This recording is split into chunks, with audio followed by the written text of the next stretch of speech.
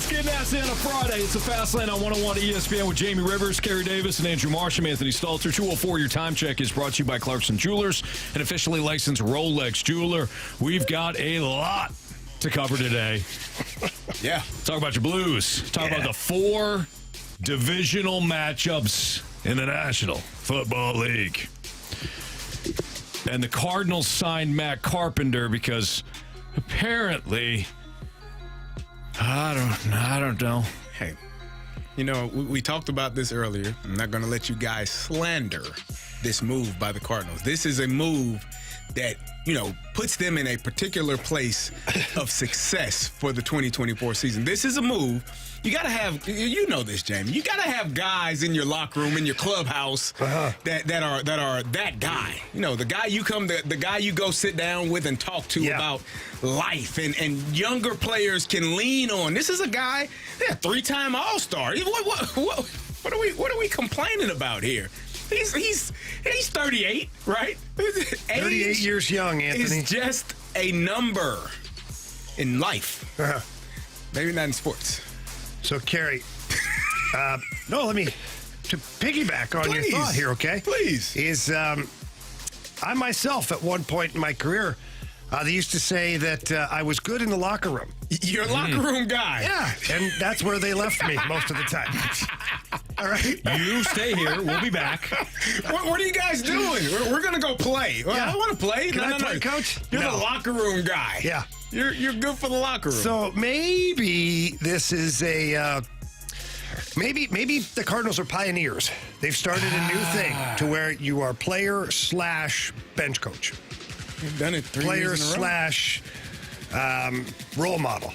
Player / mentor. Anthony, your face is telling me a lot. You got to have guys when you go on these road trips. These younger guys don't know how being a professional, what it takes. You gotta have these guys on your team, right? Yeah, you have veterans. What are you talking about? Lance Lynn can't tell you what it's going to be like to go on a road trip? He's going to be busy performing.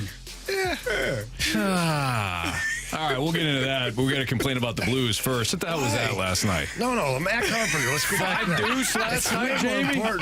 5 deuce? Nathan Walker, the only one that wanted to play last night? If only they had a Matt Carpenter. That's all I'm saying. Tough game. What was that? Look, it's a nation's capital, and, something. Give one back. What? I don't know, Anthony. It was tough. Like, ow. This is just the team. This is it. All my crap this week about they're still a playoff team. But this is them. Yes. 1 game good, 1 game bad, 2 games bad, 2 games good. Yeah, that last 500 team. Last 5, they lost. Guys, 4. I'm not arguing with you. Jamie, we talk. You have introduced me and explained so much about hockey to me. Like, I've learned so much about hockey in the last year and a half working here at ESPN Radio and just asking you, because I ask a lot of questions. I'm unfamiliar with a lot of things. I appreciate the questions. And so I ask you questions, and you tell me answers, and then I ask you, well, why the hell don't they do that? And you don't have an answer for me. That's a good point. That's a good point. He tells me what they should do. Well, Carey, they should dump and chase, and they should, they don't have to carry the puck into the zone. They can dump it and chase it and go make up. I said, well, why don't they do it? And your answer is the same. Yeah, I don't know. Well, what do you want me to tell you? Like, I don't know. Make it make sense. I'm not in that locker room. I'm not on that bench. I'm not on the ice. So I can't tell you what is being thought about or what the thought process is for all of the guys, but it's just clear to me that you've had 2 head coaches now this season. You had one that you let go or you fired because you felt like the team just wasn't responding to the message anymore. Now you have another head coach that came in, and there was a bump. For sure, there was a bump. Yeah. And players, there was a compete level that was there. And I'm not even saying that the compete isn't there, but it's starting to veer off the course again a little bit. You have situations where puck management, I know people get tired of hearing that. You call it whatever you want. Smart hockey plays, puck management, puck decisions. You can Trojan horse it any way you want in your world. But it's called smart hockey that when you don't have a play, you don't give it to the other team. Right. That's the bottom line. And right now, what I've seen over the last couple of games is when there's not a good play, there's now hope plays that are happening. I hope it finds its way over there. I hope it doesn't get picked off. Or and I hope I don't get pissed off. Either way. But that's not good. That's certainly not a direct game. Anytime the Blues have problems is they start going side to side on the ice. So anybody's listening, they call that east-west, side to side, instead of going, north, straight ahead. And that's the thing is when you have a team that doesn't have the McDavids, the McKinnons, the Austin Matthews, the Kucherov, like you name it, all these like high-skilled guys that can do whatever the heck they want, sometimes you just have to simplify it. And when you get run out of runway, instead of trying to just go back, cross through the traffic again, put it in deep, go get it. Mm-hmm. Jake Neighbors had a shift at the beginning of the game, last game, where he had the puck on the wall and the defenseman closed him out perfect, and he chipped the puck ahead, skated past the defenseman, got the puck, and they end up having possession in the zone for like another 15 seconds because he moved the puck ahead, went and got it, and they outworked the opposition. This is what, that's the model. It's smart hockey. And we just haven't seen that on a consistent basis. The power play had, 3 good games in a row, and last night the power play hurt you. It hurt you. You were down by, you're at any point, you have 5 power plays. So even scoring 1 goal puts you right back in the game at any point, and you didn't do it. And then you had an ex-Blues player put on a performance last night. TJ Oshie just decided that I've had enough of this crap and went out there and he outworked players for goals, and he had a heck of a game. Did 3 goals for the Washington Capitals. Mm-hmm. So it's tough, guys. I don't have the answers. I wish there was like some crazy X's and O's thing I could tell you that this is exactly, here's the fix. Here's the prescription for the problem. The problem is between the ears right now.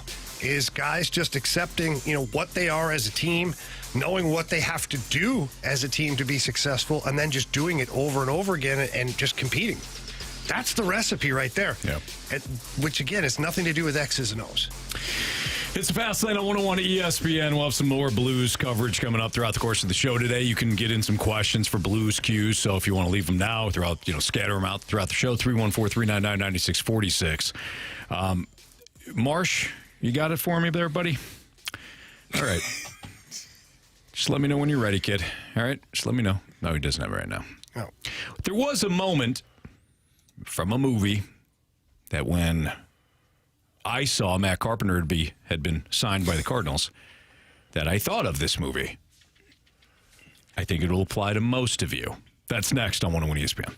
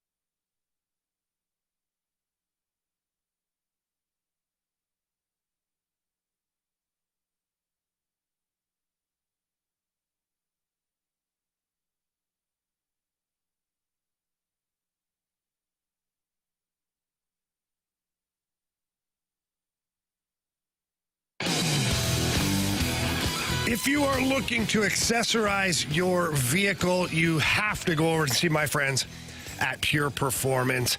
And doesn't matter what kind of vehicle you're driving. I see out into the parking lot right now, there's pickup trucks, there's SUVs, there's cars, even minivans. Every single vehicle has accessories, and they're all available at Pure Performance. And let me tell you, if you have a Jeep or a Bronco They do incredible work with both of those vehicles. Our guy Marshy, he's got a Jeep, and any year, make, or model of your Jeep, Pure Performance has all the accessories you're looking for. And if you're looking to just browse, please head over to the 25,000 square foot facility located right off of Highway 70 in St. Peters.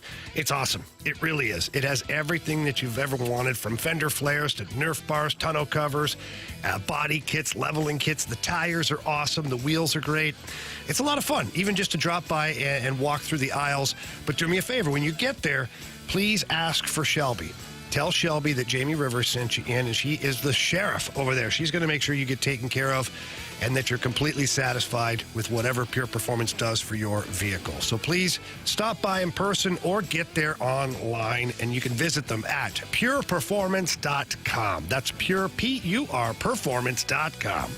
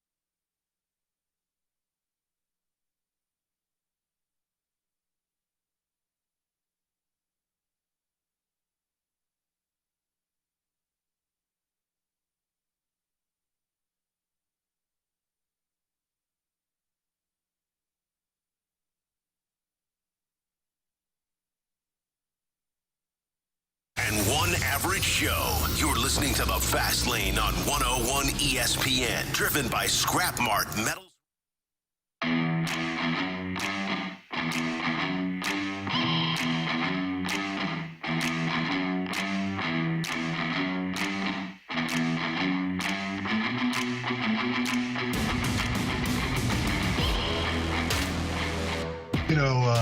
We're excited. Matt Carpenter was someone that we were always fond of when he was here. And, as we were looking at our club right now, we definitely wanted to try to find somebody with some experience who's been through some things. And, was speaking with Ollie and his group, we thought this would be a pretty good fit. So when he got released, it's been something that we've been talking about. And then, Matt was... this was right before the holidays, but just wanted to get through the holidays and ultimately decide if where he wanted to play. And so, yeah. Obviously, Taylor's thinking, I don't know what the hell he's thinking. That's what I was thinking of.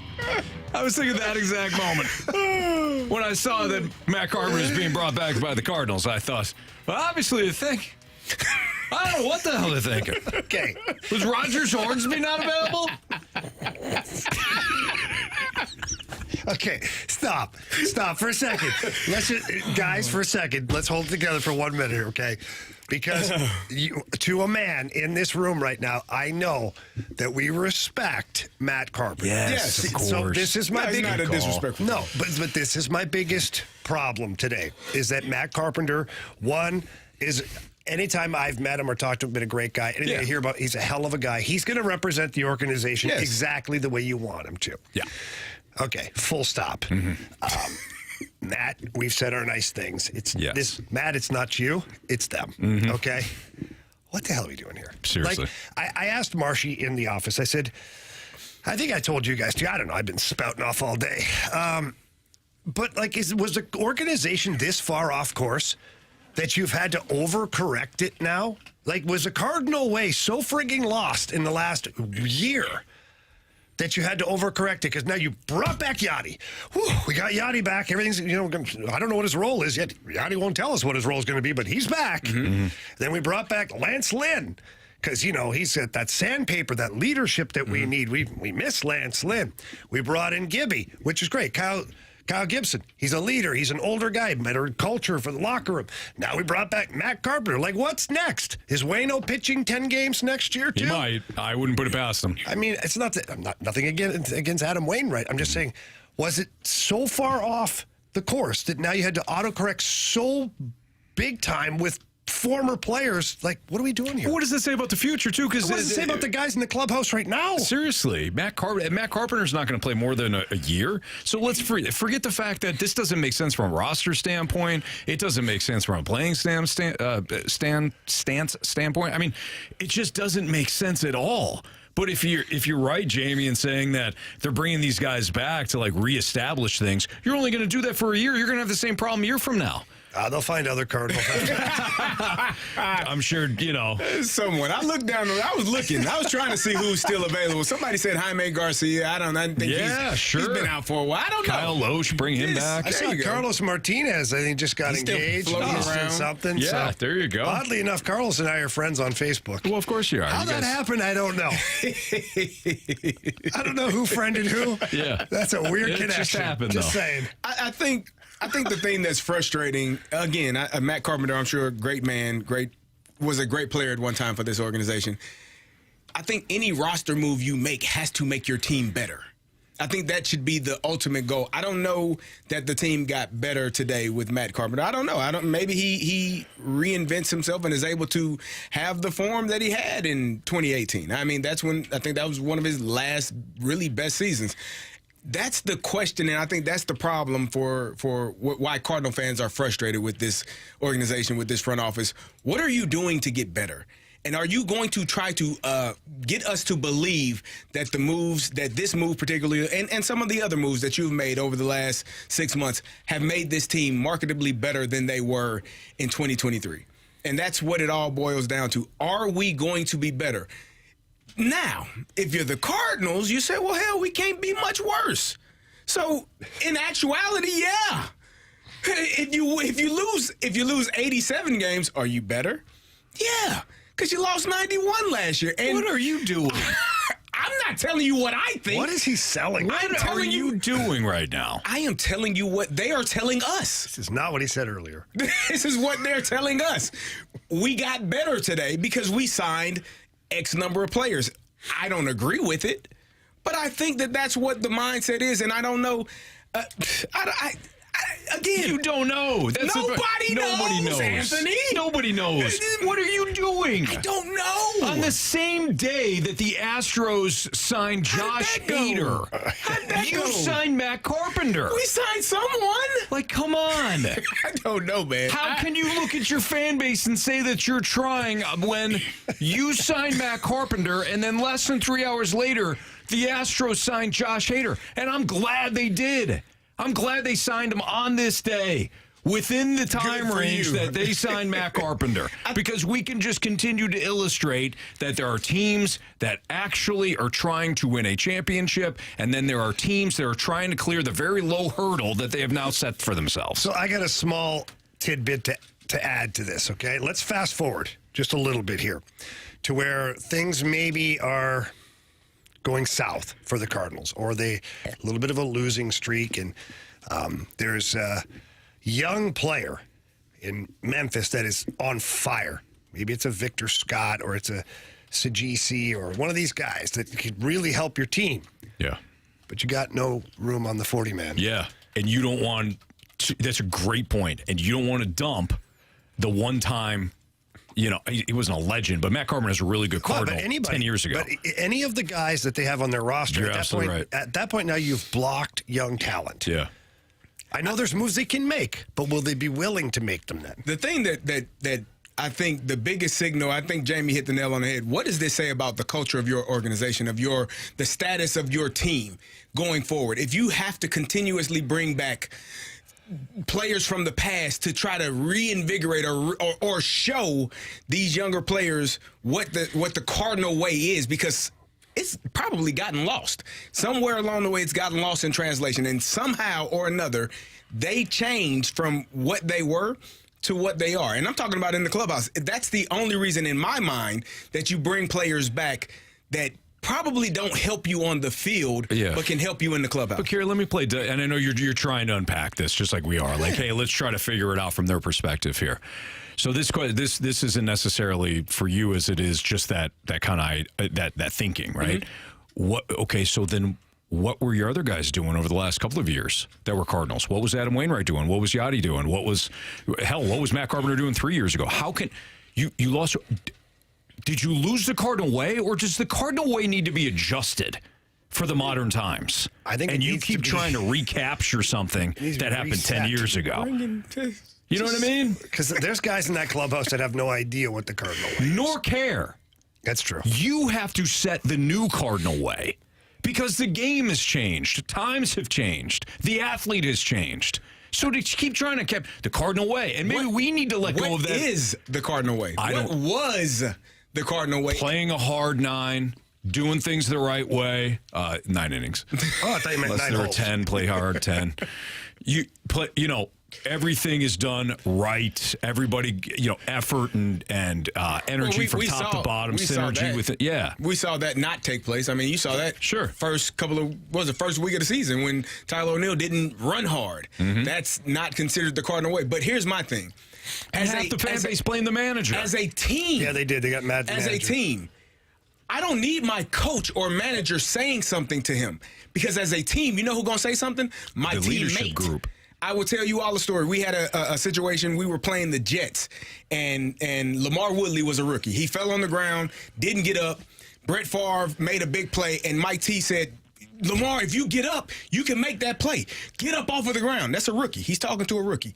James Harrison did the exact same thing on the exact same play. Mike T didn't say a word to him. In the back of the room, you hear a voice, Debo, get your ass up too. Nice. And that's James Ferrier talking to James Harrison, future Defensive Player of the Year, because as a teammate, I have to hold you accountable. And at this place, I don't know what the hell's going on, but something is not happening amongst the teammates where they're not holding each other accountable. My coach don't have to say nothing. He doesn't have to say a word. My teammates are the ones that have to say something and hold each other accountable because those are the guys that I look to. I can't go back to the bench and look at Jamie and I didn't do my best. He might punch me in the face. Mm-hmm. And I might punch him in the face if he's not doing his job. That's because I love him and I respect him and I expect more from him. Yeah. And if you're not willing to do that as a team, then why the hell are you here? But this goes back to my point earlier. Like, what do you have right now? Because the main characters last year that you had to develop this culture or carry on the Cardinal Way, I'm not even going to count Adam Wainwright. Because I think Adam Wainwright was so in his own head last year, worried about his health, worried about getting to 200 wins, worried about the final season, just his album, the national anthem. There are a lot of things that, that can distract somebody, Anthony. But I'm going to focus on the original songs. They were, yes, they were certainly original. But I will say that you have two guys in your clubhouse that make the bulk of your money. That's Goldschmidt and Arenado. And there's a quote, I wish I could find it, and I will find it before the end of the show, but I'm going to paraphrase it right now from John Mozeliak, just saying that Matt Carpenter will be a very useful voice in the clubhouse because it was hard for Goldie last year. He got tired. Well, okay, a couple things. One, Goldie got tired of it, okay? It happens. You get frustrated. You get over. Why was Goldie the only name used? Why was he the only name? Unfortunately, Wilson Contreras was being scapegoated for the pitching problems. Yeah, I don't blame him at all. I don't blame Wilson Contreras. He was on an island on his own fighting everybody. And then Arenado, we were just speculating here, but Arenado was either hurt or underperforming or whatever, and he was ticked off at himself. That's what happened. So to your point, Jamie, you're right. There wasn't enough leadership. I don't know why you have to bring back Matt Carpenter for that. Here's the other thing, though. Those two were not brought up in the Cardinal system. They were not Cardinals, therefore were not initiated into the Cardinal. No. A veteran player should know what the hell a clubhouse is supposed to look like. He should, but if you are brought in, that's why in Pittsburgh they don't bring in high-priced free agents because what you learn somewhere else might not be what the hell we do here. And so if you are not accustomed to that, you're not a person to speak up. You're not a person to be a leader by example, but you just lead by doing your own thing. You're not a person that speaks the words. You just show up and do your thing every single day, and you expect people to follow you. I think that those two are that. I don't know them personally, but I think those two show up, do their work. They might not be very vocal in the clubhouse, and you need people. You got to have a couple guys that are vocal in the clubhouse speaking and saying things. I think the Cardinals thought they were going to be that. I think that they looked at them and said, man, these guys are leaders. They care. And then they got them and realized that they are leaders in their own way. They do care in their own way, but they're not exactly what the Cardinals thought they were going to be to the group. And now they're going to try and correct that with adding other veteran players around him to try and reestablish whatever the Cardinal Way is today. All right, are the Cardinals done? Maybe not. Maybe Frankie Frisch can come back and do his thing. Frankie. We'll hear from Mo next on 101 ESPN. I'm hoping it works, and I'm hoping he can be successful both in the clubhouse and on the field.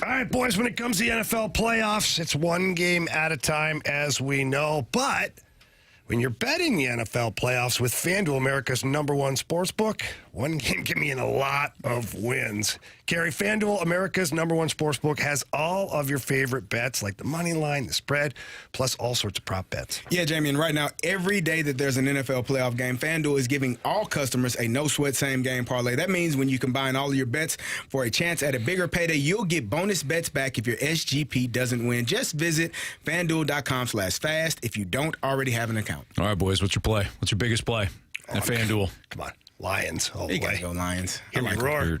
So you're laying with the 6.5. You're laying with the 6.5. I'll do it. All right. Yep. You know, give me the Ravens -9.5. Wow. It's a big number. But we've got you got an animal, I got a bird. We're all set. Okay.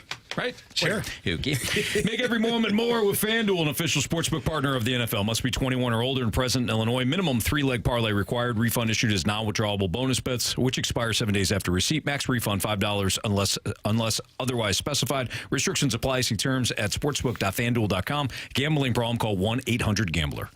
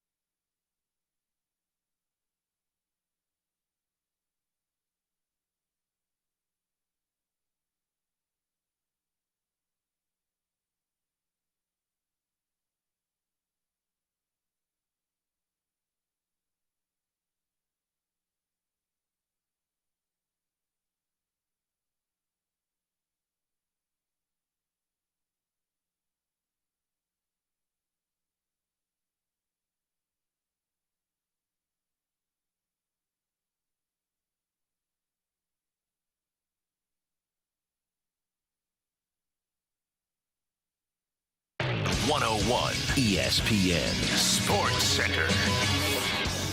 I'm Andrew Marsh. It's time for a Sports Center update driven by Johnny Londoff Chevrolet and Johnny Londoff Autoplex. The Blues lost last night in D.C. to the Washington Capitals by a final score of 5-2. They'll be back in action tomorrow, taking on the Washington Capitals once again. Pregame starts at 6. Puck drop is at 7, and you can catch all the action right here on 101 ESPN. Matt Carpenter, welcome back to St. Louis. The Cards have signed 3-time All-Star infielder Matt Carpenter to a 1-year contract. But why? For the 2024 season. Anthony just asked, well, why? If you missed that conversation or any of our conversations today, I'm sure we'll talk more about Matt Carpenter and your St. Louis Blues. Make sure you go to 101ESPN.com or use the free 101 mobile app. Head to the podcast page. You'll find all of our interviews and full shows there.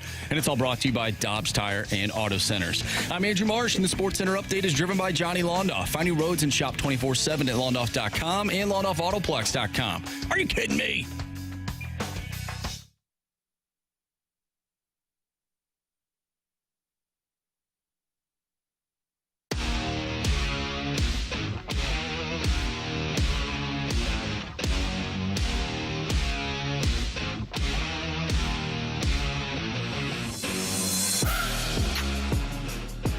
Mo, with Carp filling out that last 40-man spot, do you envision this being the 40-man group that opens camp when there's the first full squad workout? That's a clever way of asking me if we're done or not. And the answer is I don't know. I still think there's some things that we are looking at and trying to pursue, so we'll see where that goes. At this point, Carey, I don't know. Let me rephrase. I don't want to know what they're up to. You just want to be left in the dark and find out when it happens? Yeah. Okay. I don't even want to speculate anymore whether or not they're done or not, because you might get a Matt Carpenter news. You know what I mean? It is intriguing. I mean, nothing is intriguing. Can't do anything. You don't have this. any room on the 40-man anymore. It's intriguing because I don't know. I don't know. They traded for Thomas Ajacey last year, and I thought he was doing really well. I thought maybe if you were, I don't know, Anthony. I don't have an answer for you. I'm sorry. You. I apologize. No. You don't need to apologize. I just want to make sure that you understand that this doesn't make any damn sense. That's all. And now I feel like you're there. So what capacity do you see them actually using Matt Carpenter? Because I've been trying to process this all day. That's the question. And we're talking about, hang on, Anthony. I know you're excited. You can tell by your hands and other things. But impressive. Huh? I've been certainly well manicured hands. But the Cardinals have, Tommy Edman, who is now going to play center field. And then you've got a rotation of Donovan and Gorman at second, presumably. Yep. And now you've got Matt Carpenter. Mm-hmm. So where the hell is he playing? You've got Nolan Gorman. He can't be your DH. He can't. Matt Carpenter cannot be your DH. We saw what that looked like at one point in time. Now, is Matt Carpenter there strictly if Nolan Arenado needs a day off his feet? Is he going to play third base? Boy. But hear me out, Anthony. This is why I don't understand the move, because what? You want to hear from Mo on this? Not really, but go ahead. Well, here's what Mo said on that exact question that you just asked. Interrupt me. Go ahead, Mo. Yeah, so a couple things. I do think the 26-man actually just gives you that flexibility. I've spent almost all of my career dealing with a 25-man roster, so I think this is just an added benefit. And yeah, I could see a scenario where they're both on this club. And in Carp's case, I think he gives us flexibility, but I think a lot of this roster has a lot of internal flexibility as well. So ultimately he probably should show up with multiple gloves, but how we really utilize that will come down to how we're mixing and matching in general. So does Matt Carpenter show up? If I may. Oh, here we go. Anthony's throwing chairs in here. So Donovan, Edman, and Carp should show up with hockey bags full of gloves. Yep. Because you just don't know. The way you flexibility. So oh my God, I'm getting fired up right now. I gotta be careful. I just about dropped a, you know what? I almost did earlier too. Yeah. I was like, oh, I'm on the radio. Marshy, keep your hands on the Please. wheel over there, okay? Or all of us are getting fired at some point. Hold on. All of us have the responsibility of the dump today, Yes. okay? I did that earlier. No. I'm talking about in a year. No, I tested the button. See, it's not red anymore. That makes sense. Go ahead. So I look at this as Brendan Donovan is supposed to end up to be your super utility guy. If I'm managing the Cardinals, which I'm not, maybe I should. But anyways, because you got Tommy Edmonds center field, you have Gorman, you're going to lock him in at second base, and then Brendan Donovan, like we thought he should have been last year, is your super utility guy. Whoever needs a day off their feet of all the positions on the field, excluding catcher, although Donnie did back up catch one game, Brendan Donovan can jump in. Left field, center field, or move somebody over to center field. He plays the corner outfield. He plays anywhere on the diamond. It's fine. Now you got another guy that you told to pack a whole bunch of gloves? Yeah, that's correct. I don't get it. So now you're going to be impeding Brendan Donovan from having a regular role every day, and he's a good leadoff guy for a guy that you hope hits the ball? Maybe they're going to trade somebody. Who? I don't know, man. I'm trying to give you. That would be worse. And they're going to make room for That would be worse. I'm trying to give you all an answer because I don't think you would have to be in the mind of Mozeliak, and you would have to really, truly understand.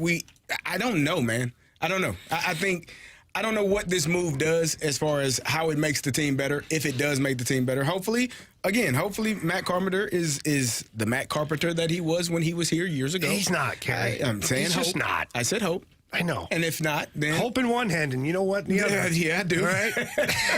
Go back to the dump There conversation. you go. Somebody tweeted at me and said the car move is because there's more to the Edmund injury. I don't. Okay. I don't. Carp's going to play center field now? Yeah, right. You have Dylan Carlson for that. Plus, if you needed somebody, let's just say Edmund misses a month or two. Why would this be a corresponding move? Who's your second baseman? I've got three of them. I got Brendan Donovan, Gorman. I got Nolan Gorman, and I've got Tommy Edmond if he doesn't wind up playing center, but he's supposed to be your center. I got three second basemen. Who's your starting opening day second baseman? Brendan Donovan. In a perfect world. Brendan Donovan. Okay. So then Tommy Edmond is your starting Center opening fielder. day center fielder. Correct. And Gorman's your DH. Okay. You know another name that we haven't talked about here, too? The other name I thought of when you signed Carpenter? What about Alec Burleson?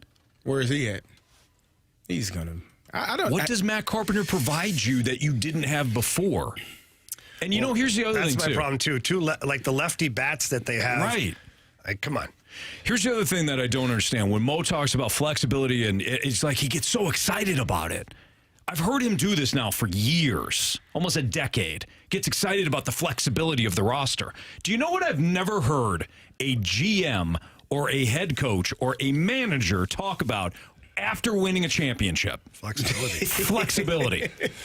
I've never heard the it. ability to play guys in all different positions is what allowed us to have success this I've year. heard the Warriors talk about positionless basketball. Yeah. I've heard the 49ers talk about positionless football. That's different. You got a scheme, right? Mm-hmm. I've never heard a baseball team say, without our flexibility, Pioneers. I said it This is earlier. groundbreaking. without guys being able to move and play every position, we wouldn't have won. I've never heard that before. So why is it so important here that everybody have 19 gloves in their bags? What are we doing? You got to stay ready. Got it right. You got to stay ready. Could play at any position today. You only know one of them really well. But by the end of the year, you're going to know all of them. Everything. Slightly okay. That's what. This does not make any sense to me. Leave us a mic drop. We'll be talking about this throughout the course of the day. What's trending is next on 101 ESPN.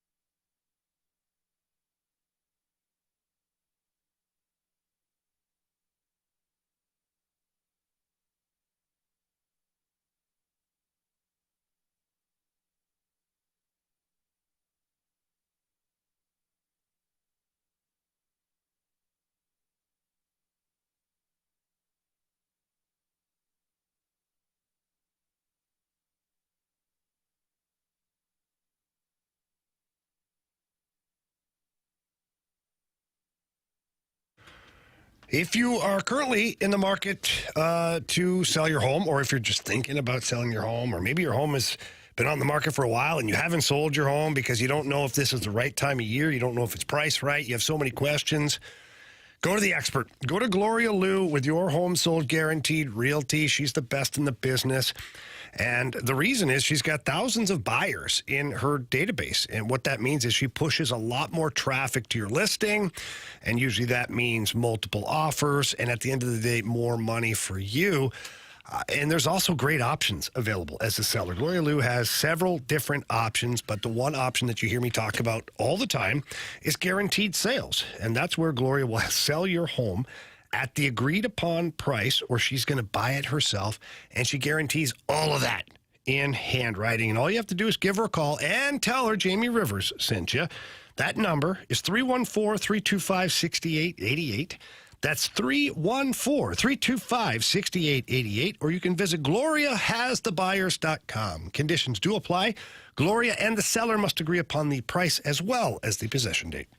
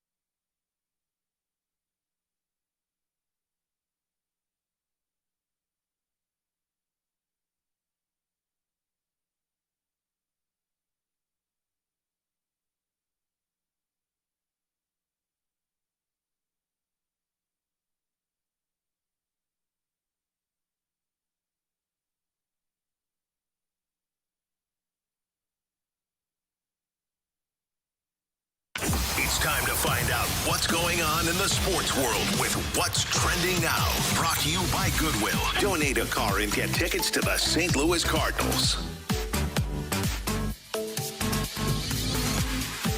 Welcome back to the Fast Lane here on 101 ESPN. Anthony Stalter, Jamie Rivers, Carey Davis. I'm Andrew Marsh, and it's time for What's Trending.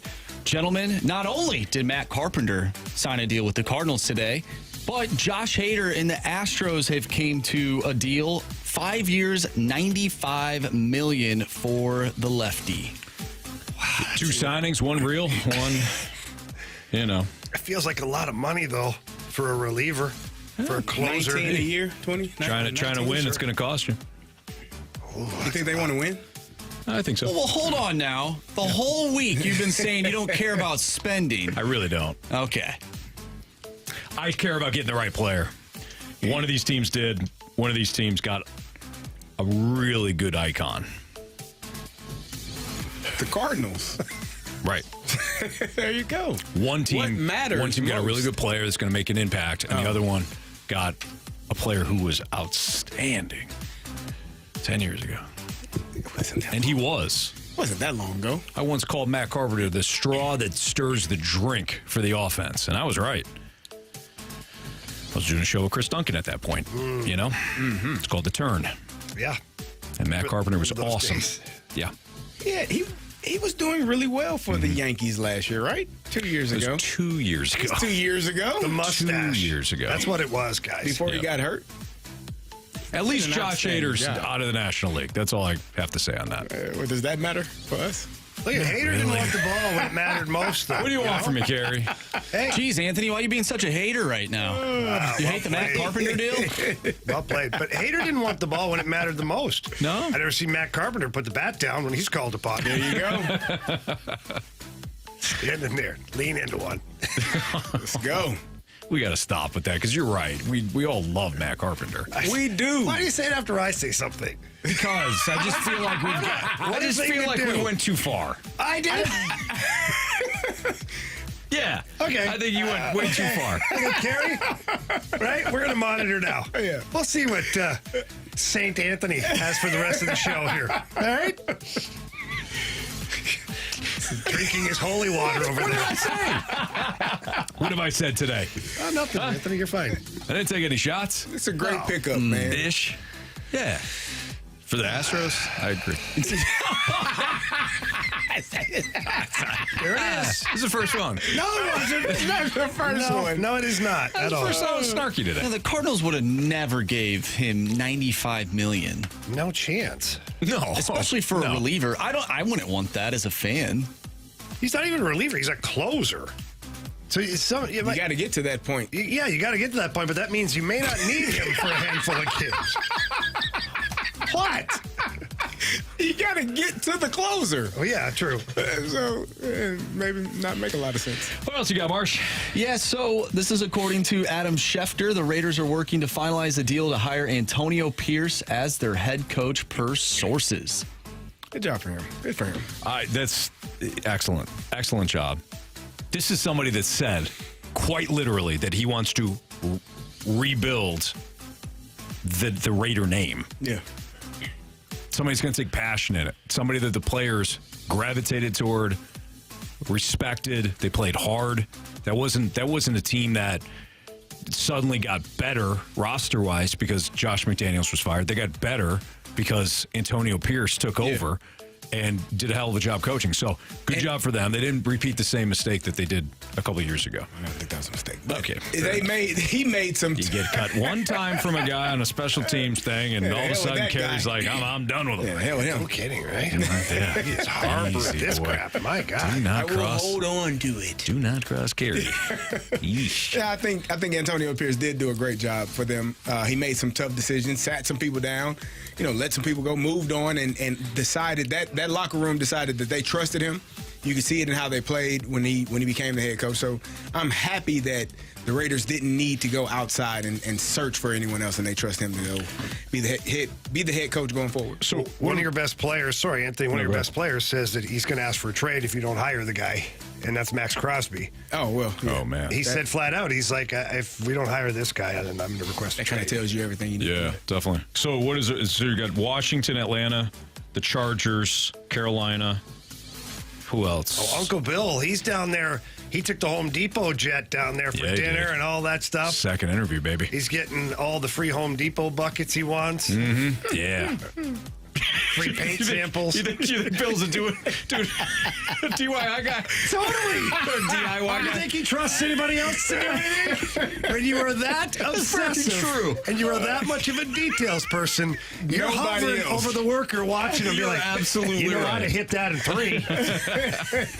I was handed that 5 minutes quicker. He is the epitome of measure twice, cut once. Yes. Like that is Bill Belichick. Yeah. You're right. So he's got his little Home Depot tool belt.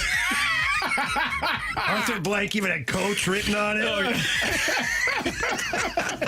He's got the He's got his triangle. Home Depot back brace for the sideline. Yeah, it's better than FedEx, right? You're right about that. You're right about that. Yeah, prices just went up, though, for Home Depot. Yeah. FedEx is like, really, eh? 40% increase on Home Depot. Right, no kidding. Oh, man. Not going to talk to my son that way. Guys, sticking with Fine, football. UPS is more effective. No free ads, Anthony. Sorry. Sticking with football, the Lions are a 6.5-point favorite over the Buccaneers. That is the largest spread in favor of the Lions in their playoff history. Does this set up for them to lose spectacularly? Oh, God. I hope not. It does. I mean, I don't think that when I watched that team, that Rams game, there was so much emotion because of the storyline and quarterbacks had swapped places and all of those things. They got out of there with a win. That's the most important thing. You win by 1, you win by 20, whatever, you get the win.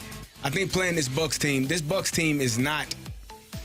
They're not as good as the Rams team that they just faced, I don't believe. And so I think it'll be a better game. They'll have, kind of those first playoff game jitters out of the way. They've gone through it. They've been through it. They've experienced it at home. And so now they'll be able to settle in and play their game. It's just a different animal when it's your first one as a head coach, as an organization. It's been so long for that team, for that organization to have been in the playoffs. It's going to be a good game for them this weekend. What worries me is that the Buccaneers have flipped the script now. They've become the underdog Lions. They've become the disrespected Lions because they barely limped into the playoffs in the NFL's worst division. They're not getting any credit for beating an Eagles team that was plummeting as it was. Good call. And now, they've got Shaky Bakey under center. Not sure what this guy is. Oh, woe is us. So we'll try our best. That's a great. I don't like that. I don't like it. The Lions better be ready to go, man. For some reason, I didn't put it together till now. This is your middle child going up against your youngest child, and clearly you're going to back the youngest child. Well, the youngest has more promise. You know how that works. Once the middle child reaches a certain age, and you're like, they've peaked. Time to invest in the youngest again. Poor middle kid. Poor middle kid. Gets blamed for everything. 2 middle kids, Anthony. Yeah, true. Let me just tell you. It's accurate. Guys, last thing here. We have been playing Mo audio today, and we'll continue to do that throughout the remainder of the show. But our guy, Randy Carricker, got a shout-out from Mo during the press conference. Take a listen. Uh-oh. Randy Carricker, you should probably go on mute. Otherwise, we're all going to have to listen to you drive. Oh, no. Randy wasn't on mute. Respond? No, it sounds like he just muted, right? He did. He said, Yeah, sorry. put it on mute. Yeah. It would have been funnier had he responded. Well, Mo, thank you for noticing. Do something! What are you doing? Randy, I'll put my phone on mute when you do something, Mo. When you do something to help this team. All right, that's not Randy. It's the Fast Lane on 101 ESPN. We're going to preview the 4 divisional games. We just talked a little bit about the Bucs and Lions. We'll do that coming up in about 15 minutes. Let's get back into the Carpenter situation. We got any mic drops? I'm dying to hear what Cardinals fans think about this. We'll play some of your mic drops. Let me take some text on the Matt Carpenter signing next on 101 ESPN.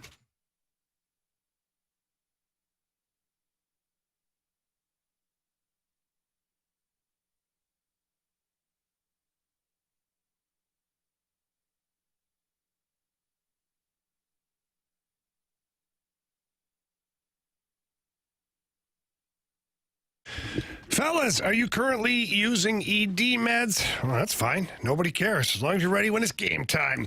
But are you paying too much for your ED meds? Probably are. A little blue pill or the gummy things, whatever it is, they're not cheap. Well, head over to the medicine shop in St. Charles. They are your destination for cheap ED meds. They, right now and always, have a generic called sildenafil for less than $2 a pill. Prescription is required, but that's a fantastic price, fellas. You want to make sure you take advantage of that. Also, take advantage of the medicine shop's free discreet shipping and delivery to your home or your workplace. And again, it's for people with busy schedules, whether it's work-related, kid-related, maybe after-school sports, anything like that where you just have trouble getting to the pharmacy to get your prescriptions, well, don't worry. The pharmacy can come to you. The Medicine Shop in St. Charles will bring your medicine to your home. It's a fantastic service that I take full advantage of. And they also have a great pharmacy with unbelievable representatives. So if you need to get in there and ask them any questions, they're going to take great care of you.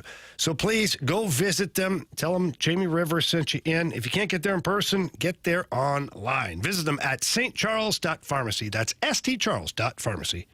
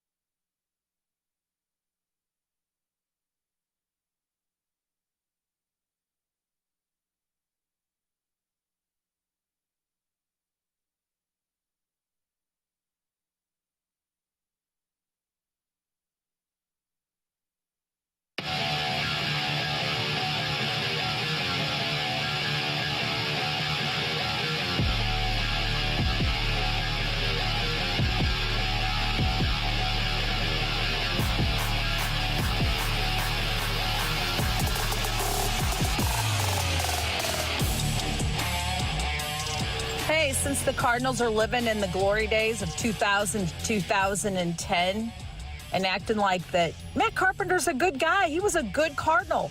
Like everyone, they age out. But until you get leadership in that dugout that sets the culture, like all businesses, it is not rocket science.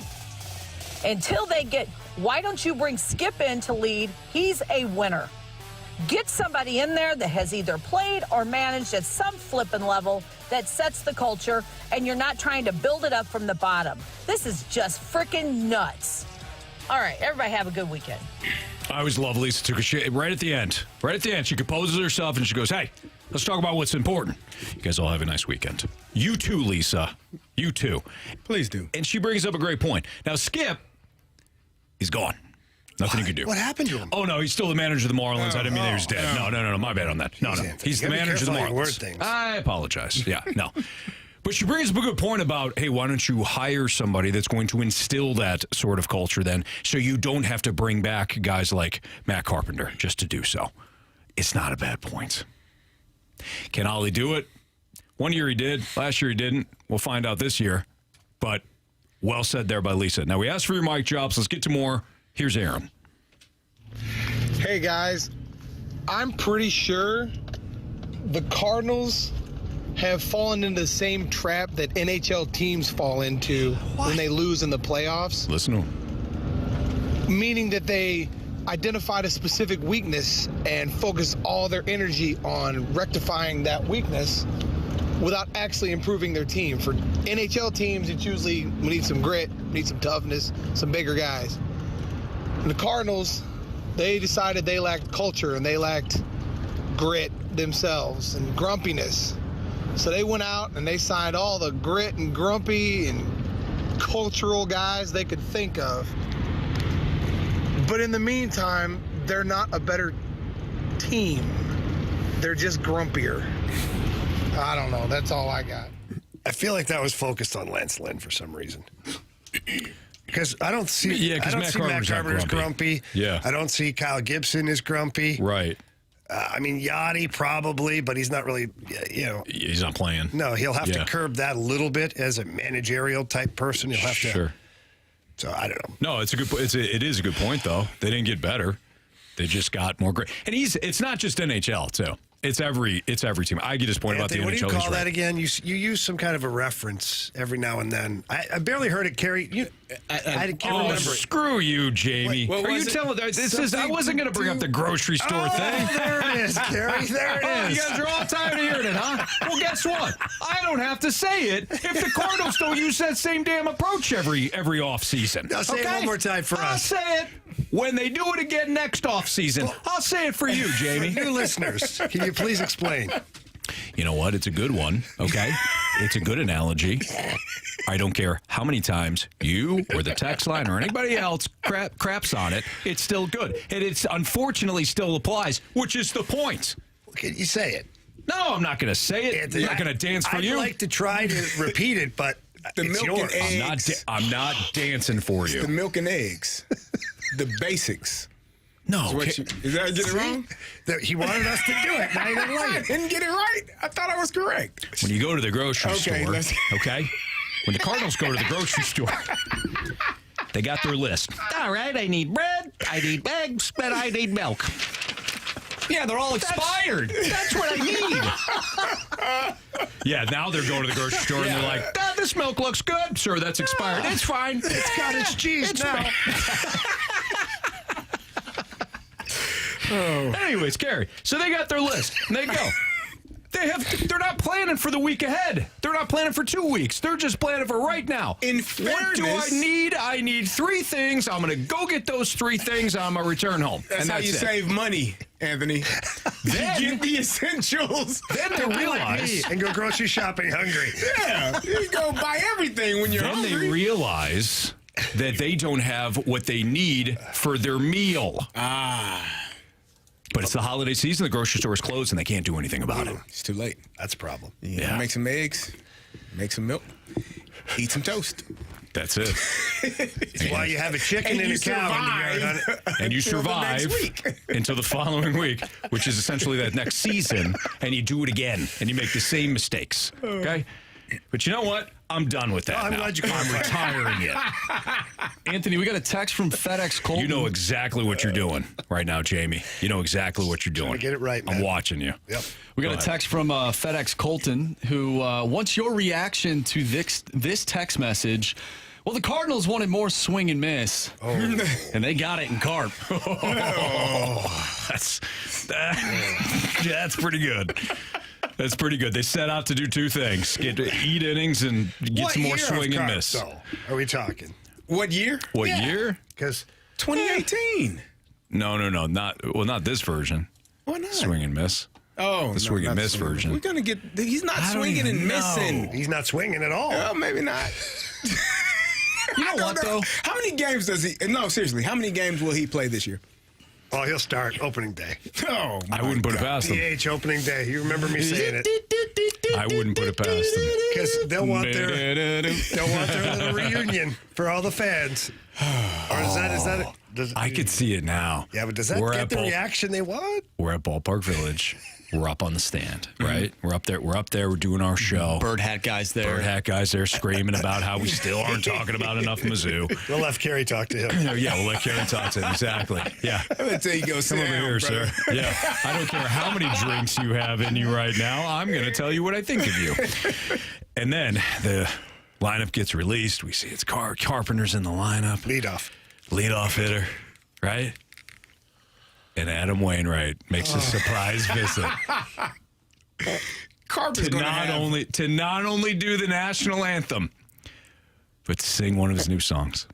Carp is going to have an outstanding season. Dedicated. You mark my word. Dedicated to Carp. Standing around. I feel bad that we're doing this. I just feel bad. I'm so sorry. He made me do it. Marsh, hold on.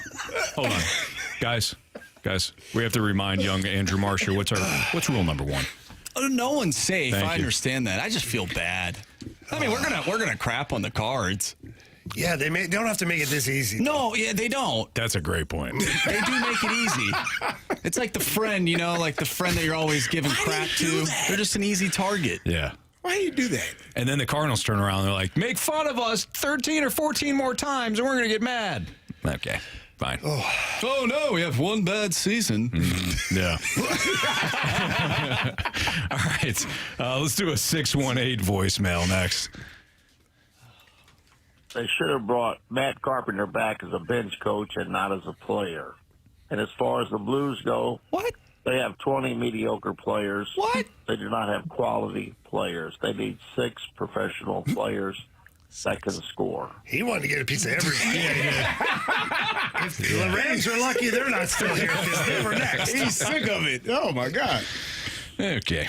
Well, I honestly, when you all sent the text message in the group, I honestly thought it was as a bench coach. I didn't read the message. I just saw the headline. The headline. I was like, Matt Carpenter. Oh, I thought it was like a 1 year, like a 1 day thing. He's retiring, 1 day thing, bring him back. I thought that's what it was. So here's my it's a thing. year. Like the final skate, final at bat. I do want him to have success. I mean, I root for all players. I do. I want old, young, young, old. It doesn't matter. Middle of career, end of career. Have success. If you brought him here, if you're the Cardinals, and you brought him here, you didn't bring him here to stand around. Jamie. Looks good in the uniform. You didn't bring him here to solely be a mentor for the younger players and teach them the Cardinal way. You brought him here to be a piece of this team to hopefully win a championship. Oh, sweet Jesus. I'm serious. That's the only reason you signed for this rookie. I can't believe you said that. Me or him? Him. That's the only reason you sign players. You are. That's why you signed a player. It's not about bringing the culture back. It's to help win a championship. Now, where do you see him helping? That's the question. That's what I think most fans want to know. Mm-hmm. How does he help this team? Now, if he goes out and has a hell of a spring training and there are some injuries around, then you might have something. What? The dreaded spring training. What? You have something. Carey, that one player, if he has that one really good preseason game, you got something, don't you? Nah, you got to hope that it's continuing for a full season. All right. Good thing there's only 162 games. I hope he does well. We have Blues Cues coming up in 15 minutes, so feel free to send your text in 314-399-9646. Send in your Blues Cues questions. Wow. Texans Ravens. They kick off. Yes. Today, yes. I'm a giddy son of a gun today. Today, yes. Texans Ravens. If the Texans upset the Ravens, if they do, is that going to be an indictment on Lamar with the playoff thing? Carey, you've been kind of saying no here, but I don't know how it wouldn't be. We'll get into it next on 101 ESPN.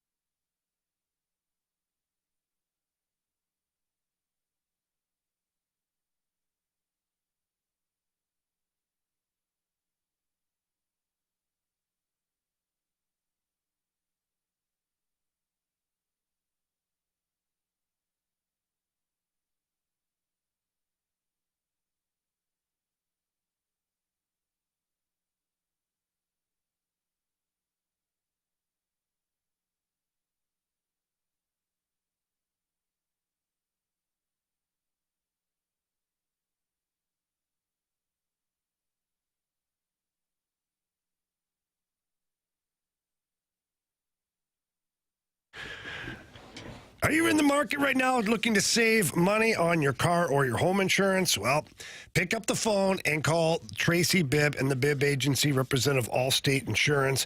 Allstate and Tracy Bibb, not only are they going to work hard to get you the most competitive rates, they're also going to make sure you're covered properly. And that's the biggest thing is other places sometimes don't tell you what the coverage is that you actually need. I was the victim of that. I thought, I got a great rate, no big deal. I got all the coverage I need. I was wrong. And the way I found out was talking to Tracy Bibb, and she went through all of my insurance policies and was like, whoa, this is not great. And so I learned a lesson quickly, and thank goodness nothing had happened yet. I don't want that to happen to you. So please give Tracy Bibb and the Bibb Agency a call. Get a free non-committal quote and tell her what you're looking to do, how you're looking to save money. If you've got young drivers in the house that you're concerned about, Tracy Bibb should be your first and only phone call. And it's easy. Just give her a call at 314-328-4260. That's 314-328-4260. It's no fib. You're in good hands with Tracy Bibb.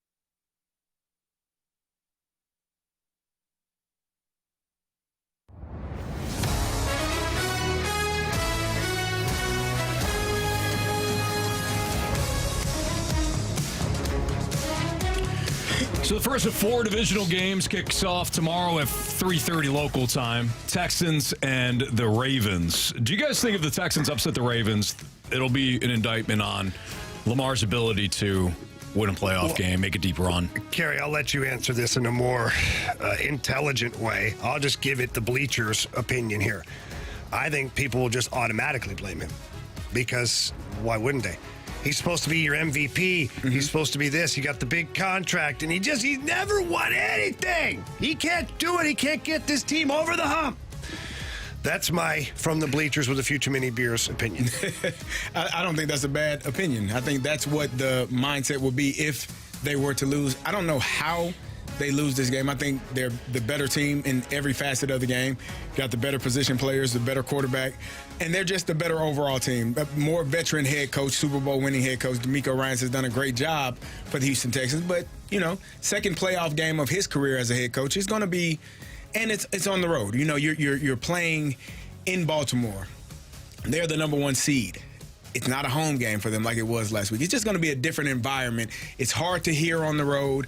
Those Baltimore Ravens fans are going to be extremely loud. It just changes everything offensively when you're in the huddle and you got to go with a silent snap count, or you can't really hear what the quarterback is saying, and now maybe you're getting out of the huddle late, can't do all of your motions. It's so many things tied into playing on the road in a playoff game where I think it'll just be a different mindset for what Houston faced from what they faced last week. Going back to Baltimore, the Ravens are 1-3 in the playoffs with Lamar.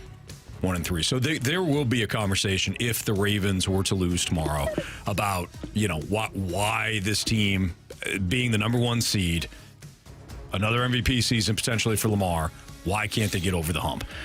I agree, Carey, and we can give out some predictions here in a couple of minutes, but I agree that this is usually when the pumpkin or the carriage turns back into a pumpkin for these teams. I think it's going to happen. But before we get into that, C.J. Stroud, I didn't see it coming out of Ohio State. I didn't think that he was going to be a bad quarterback. I didn't think he was going to be a bust. I understood his draft status of being, a top 5 pick. I did not see this coming at all. Right. Based on what he did at Ohio State. I mean, it's a check with me offense with Ryan Day. He's not having to read defenses. That sporadic gunslinger, freelancing quarterback that we've seen throughout this year in Houston was not there with Ohio State. Everything that we thought he could be in that game against Georgia. Yeah. He's been shown. Yeah, he's shown. So it's almost like he played that game against Georgia. Something clicked for him. It carried over to the NFL, and now he's been a stud, and he has elevated everybody around him. He has. He's played outstanding, and I won't take anything away from C.J. Stroud or the Houston Texans, what they've done all season long. It's just you're going on the road in a hostile environment to the number 1 seed, and the Baltimore Ravens believe that this is their time. They have shown it pretty much all season. They've done an outstanding job, and I don't see any reason why Baltimore would not win this game. Jamie, you got Ravens or Texans? No, I got the Ravens. I mean, let's just be honest here. Look, I think the Texans have had I don't want to call it a storybook season, but kind of. When you look at the success that let's think about where they were just a couple of years ago. All that in shambles with all the personnel and Bill O'Brien. Oh, Bill O'Brien and with that other guy from New England. Oh, yeah. What the heck was weirdo. Yeah. The front office guy, right? Yeah, he was a front office guy. Name? I remember. I always forget. He was the chaplain, right? Yeah, right. Then he turned into president of the front office guy. Yes. Oh, I forget his name now. Yep. And you had the Deshaun Watson stuff and all that. They were in a really bad place. This was not a model franchise. And now, just a couple of years later, look where they're at. Yeah. They've drafted the right QB. It looks like they've got a good coach now that's heading in the right direction with this team. They've won a playoff game.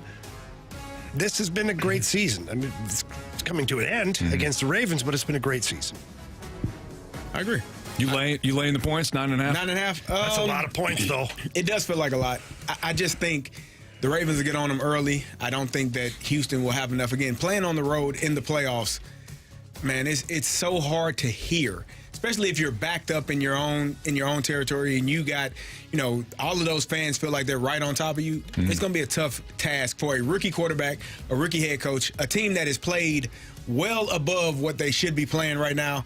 I just think it's going to be too much. I would take the 9.5. I also think that the Texans not being able to run the ball is going to be a huge factor in this one. You can sling it all over the yard if you want, but Baltimore will be prepared for that. And their secondary is solid. They tackle well. It's not a Philadelphia situation or who's another team that Pittsburgh, unfortunately, Carey.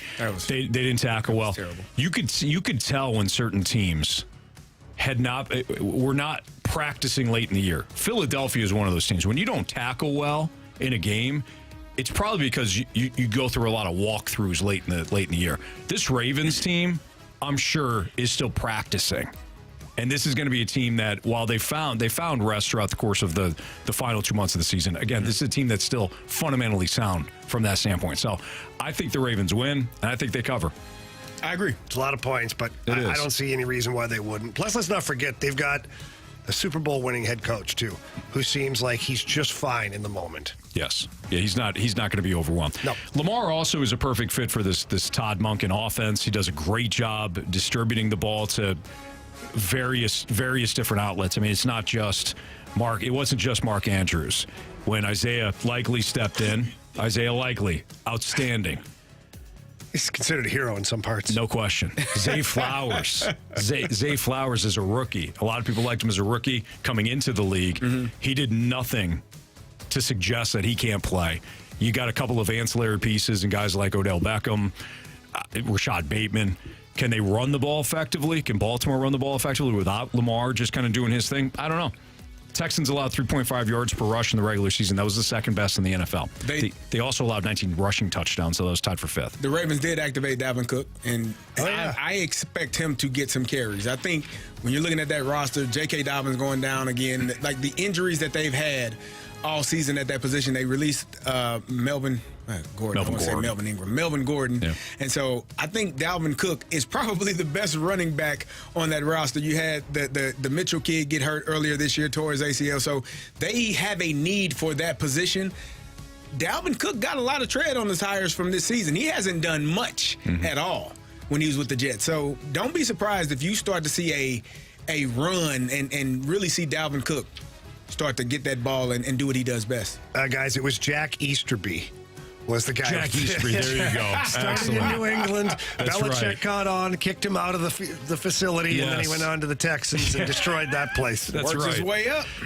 That's impressive to do that, though, because you're right, Carey. How good of a salesman is that guy? Yeah, he's a team chaplain. Team chaplain. For a basketball team. It wasn't even the football team. He was a basketball team. Somehow he worked his way into New England. He befriended Belichick. Like you said, Belichick kind of figured it out, kicked him out. Then he winds up with the Texans, and he's pulling all the purse strings behind, and they torched that organization from inside out. He was like the Wizard of Oz behind the curtain. He was operating everything. Yeah. Wild. Not great. All right, so again, that kickoff is tomorrow at 3:30. Ravens, Texans. That's the first of 4 divisional matchups.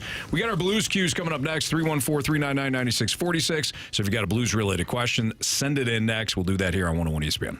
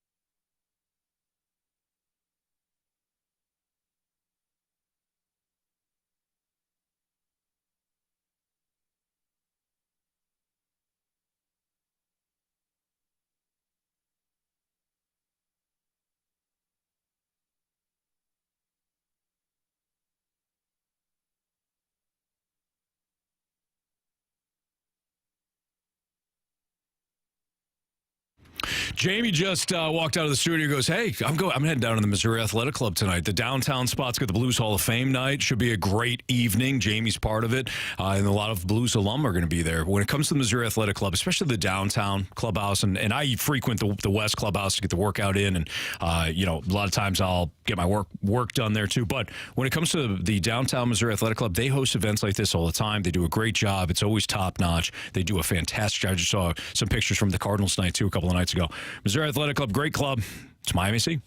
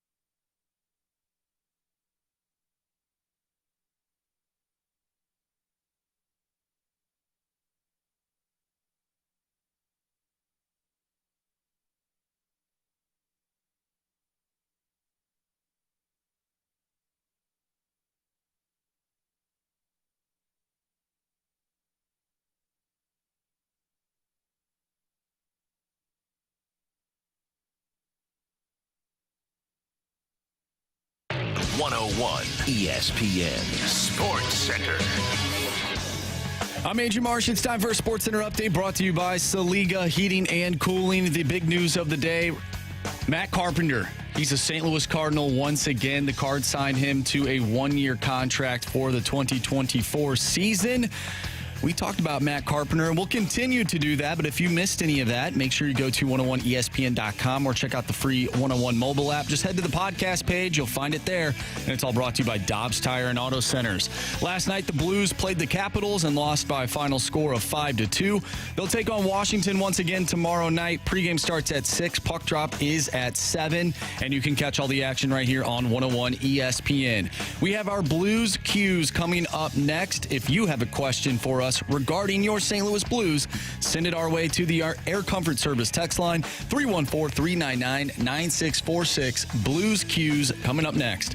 I'm Andrew Marsh, and the Sports Center update is brought to you by Saliga Heating and Cooling, independent American Standard heating and air conditioning dealer.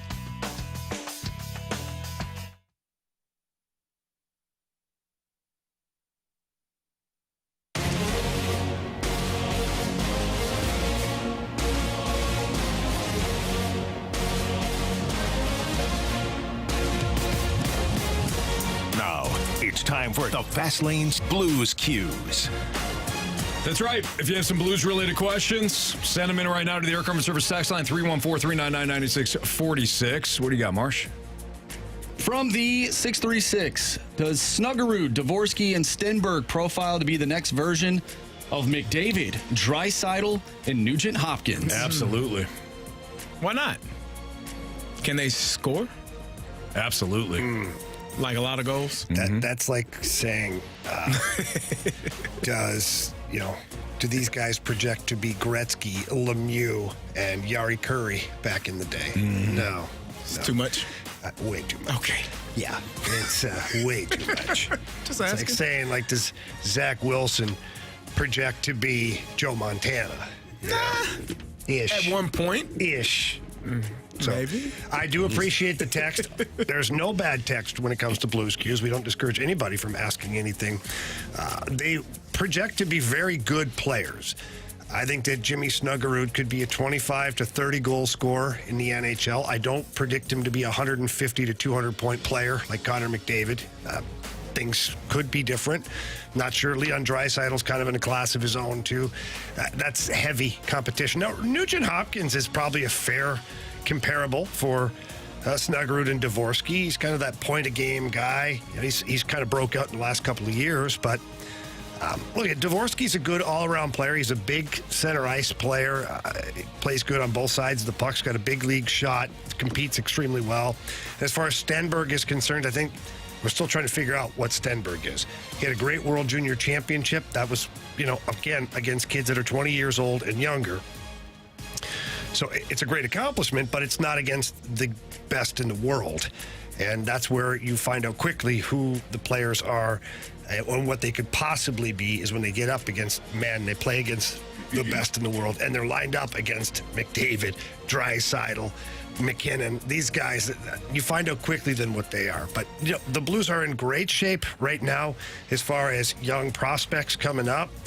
There's work to do still, but yeah, it looks good. It's something to be excited about. No bad questions here in the fast lane for Blues Q's. This one's from Thanks Dad. Now that we know it was a roster problem, when will Craig Berube be hired back? To coach the Blues? Yes. Yeah, no. I don't think that's happening anytime soon. Well, you can make it happen. He was at the game last night. Exactly. He was at the game last night. He's taking in NHL games. He's scouting. Apparently he's still on the Blues payroll. So in these situations, I believe they're allowed to defer him or place him somewhere within the organization and ask him to contribute. And apparently Craig Berube has done so. I didn't talk to Chief. I didn't see him, so I can't give you 100% confirmation on that story. That's what was posted in social media, so whatever. It has happened before where teams relocate the head coach into a different position, and they call it scouting. They got to pay you either way? Oh, yeah. I'm going to probably go home. Well, no, sometimes teams won't. Sometimes teams will say, look, we've changed you from head coach to scout. And now to earn your paycheck, you got to do these reports. You got to have these scouting. I'm not saying this is what's going on with the Blues, but it has happened. Some organizations that are a little cheaper, they'll do that. And if the coach doesn't comply, then they file a grievance and then don't pay him because he's technically under contract. That is rough. You want me to work a different position? I mean, I'm getting the same pay, but it's not the position I was hired to do. It's not all that demanding. It's to justify the books a little bit. You know. But, what if I was mad, though? What the hell? I want to do anything with you. You fired me. But what it does do is it puts these guys into buildings with every single team in the NHL where all the brass are visiting. And I can tell you this from being a part of it this year, the press box area where all the teams have scouts and management and all that, it is a hot spot for things that happen. People talking about trades and players and youth and then coaches and changes. Like, if you're going to get hired to do a job, it could very well be out of the press box somewhere by talking to a team. Okay. So there is a method behind it. Gotcha. From the 314, was it a mistake to add Justin Falk back into the lineup? No, I don't think it's ever a mistake to bring back your second best defenseman. Was it too early? I don't know. Is he still hurt? I don't know.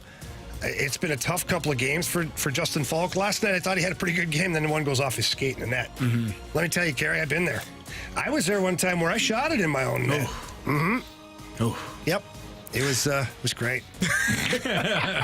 Didn't feel great. I wanted to dig a hole in the ice and just crawl underneath everything. It just was a puck that was coming out front, and you know, you're trying to just like redirect it out of the way because it's happening. You're like, man, what a goal that was. And Grant Fuhr was my goalie at the time. Fierce, he was awesome. He goes, that's the nicest goal you scored all year. Oh, no. Oh, my God. Thanks, Fierce. Thanks. That hurts. That hurts a little bit. But he was laughing when he said it, so it kind of felt better. Yeah, but still. Now, let me go make 50 saves for you, Jamie. Pretty much, yeah. Did you win the game? I can't remember that. Oh, okay. Yeah, Jamie had the game-winning goal. That did happen for my first NHL goal, though. It wasn't a game-winning goal, but I threw a pizza up the middle of the ice, and a pizza is basically like an awful pass. Yeah. That the other team just eats up. And it was here at Kiel Center, and I fired a pass up the middle of the ice, and an Avalanche player, I wish I could remember his name now, just like knocked it down and drilled it into the back of the net. I felt horrible. Man. I got back to the bench, and Joel Quenneville is just screaming at me and screaming. Or no, Mike Keenan is screaming at me and screaming at me. And Jimmy Roberts was there, and Jimmy goes, just sit down here for a little bit, you know. I'll talk to Mike. I'll see what we can do here. And then eventually, Keenan comes down and goes, all right, you got one more shift. I was like, son of a gun. Got out there, jumped on the ice. Joe Murphy had the puck down the wall. I just jumped up in the play. Don't know why I was thinking offense at this point. I should have just been thinking, like, stay alive. Yeah. And Joe Murphy turned up inside the blue line, passed it across. I shot a one-timer and scored. Beat Nice. Kirk McLean. Tie the game up. Yeah. And Red Hall went on to win it. He got the game winner. And that was your last shift of the game. No, I actually played again. Did you? All right. Totally redeemed myself. I mean, if you would have had Anthony in that clear camp, you would have simple play up the boards, not up the middle. Absolutely, yeah. Yep. So that's what we teach there. Right. I know he pushes against it, Marsh, but it really does add practicality to the game of hockey. Well said. Thank you. From the 314, a.k.a. Justin. Justin wants to know, why do the Blues always leave Jordan Binnington hanging out to dry? I don't think it's by design. Look, the goaltender's position is a tough position, and the Blues, for a lot of the shots that they give up, there are a lot of non-dangerous shots that come from outside the dots. And the way they set up defensively is to protect the middle of the ice. So anything inside the face-off dots, you try to take that away so the opposition shoots from a bad angle. If a team shoots 20 pucks from outside the dots, it's non-dangerous. It doesn't matter. But they count them. They count them as 20 shots from wherever. It doesn't matter. So there are some times where Jordan Binnington's not necessarily left hung out to dry. And then there's other times to where the coverage just isn't there. And Jordan Binnington has to make the saves. There's been a few of those games this year, probably 4 or 5. Without Jordan Binnington, you're not competing in the game, let alone winning the game. So it's not by design, I can tell you that. And the coaches are on it, and they're trying to correct it in real time, and they're trying to correct it post-game and pre-game scout for the next game, all of those things. It's just the other teams are paid also to create havoc and get open and shoot the pucks and get scoring opportunities. I don't know what else to say. From the 636, Jamie, what have you seen from Nathan Walker since his one-way deal? Well, I love Nathan Walker as a player. I think that when you embrace what Nathan Walker really is, which is a fourth liner, maybe a third liner from time to time, it's great. He hustles, he hits, he blocks shots. He's been scoring goals recently, which is always awesome. He's great in the locker room. He works extremely hard in practice. And so I like what I see out of Nathan Walker. We've been joking all day and poking fun at the Matt Carpenter signing to improve the clubhouse and the leadership and things like that. This is one of those situations that Nathan Walker, he's a contributor for sure every night, but he's also a really good guy to have with your team, whether it's on the road, on the bus, in the plane, in the locker room. He's well-liked and well-respected by his teammates. All right, that's your Blues Q's here in the Fast Lane on 101 ESPN. Let's play NFL What If next in the Fast Lane.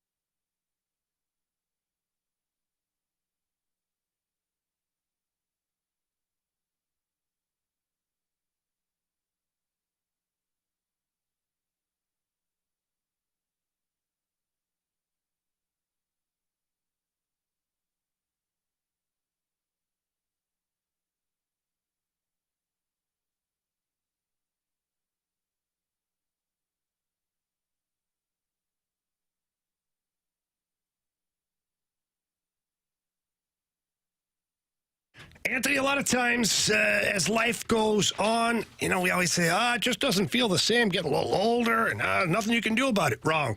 There is something you can do about it. And if you're feeling tired and maybe your body doesn't look the way you want it to, or you're not getting that performance you need, whether it's at work, at home, in the bedroom, wherever it is, there's probably low testosterone somewhere for you. And the best way to get it checked out is go visit our friends at Mentality, where their board-certified physicians do an incredible job of evaluating what's going on and then doing the blood work. And then the best thing of all, Anthony, is they create a program that's specific to the individual. A lot of times we come on and we say, well, low energy, right? You low energy. Okay, well, what about being irritable? What about being frustrated all the time? What about snapping at people? I mean, if you're not feeling good, you're not feeling like you're up to your standards at work or at home, then that is another reason to head down to Mentality and talk to them and say, look, these are exact things that I'm feeling. And a lot of the times you'll find out, you're low on testosterone because that's part of the aging process, and they've got a solution for you. But you do have to go in, Jamie. And when you go in to their two locations, you got one of two locations, tell them Jamie and Anthony sent you in.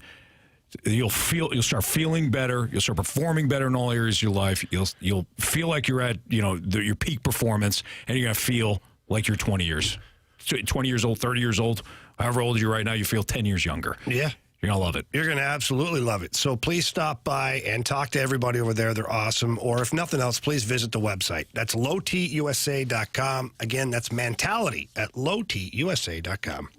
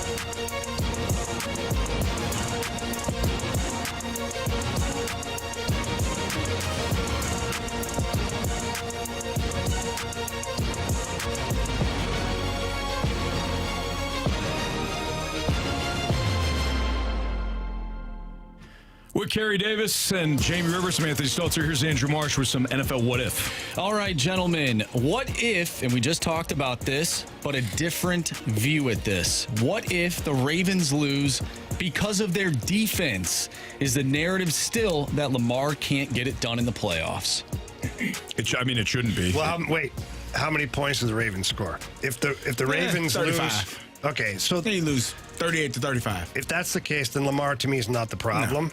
But if they lose, let's say 27-14, then it doesn't matter what the defense did, even though they let up 27 points. Lamar didn't get his job done. Yeah, it does depend though too, because look at the way the Cowboys scored. You could say, well, Dak Prescott threw for X amount of yards, but you know that was early on. What did he do? Early on, he turned the ball over consistently. We have seen games, including the home game against the Browns for the Ravens this year, where the Ravens were up big, then they got cute. Lamar turned the ball over a couple of times. The Browns came storming back. So you can't necessarily just blame the defense in that situation. It's how does Lamar perform? It's not about the yards and the touchdowns as much as is he efficient and is he taking care of the ball? I mean, possessions mean everything in football, especially in the playoffs. Yeah, I think it depends on what it looks like. He's taking care of the football. They're scoring touchdowns.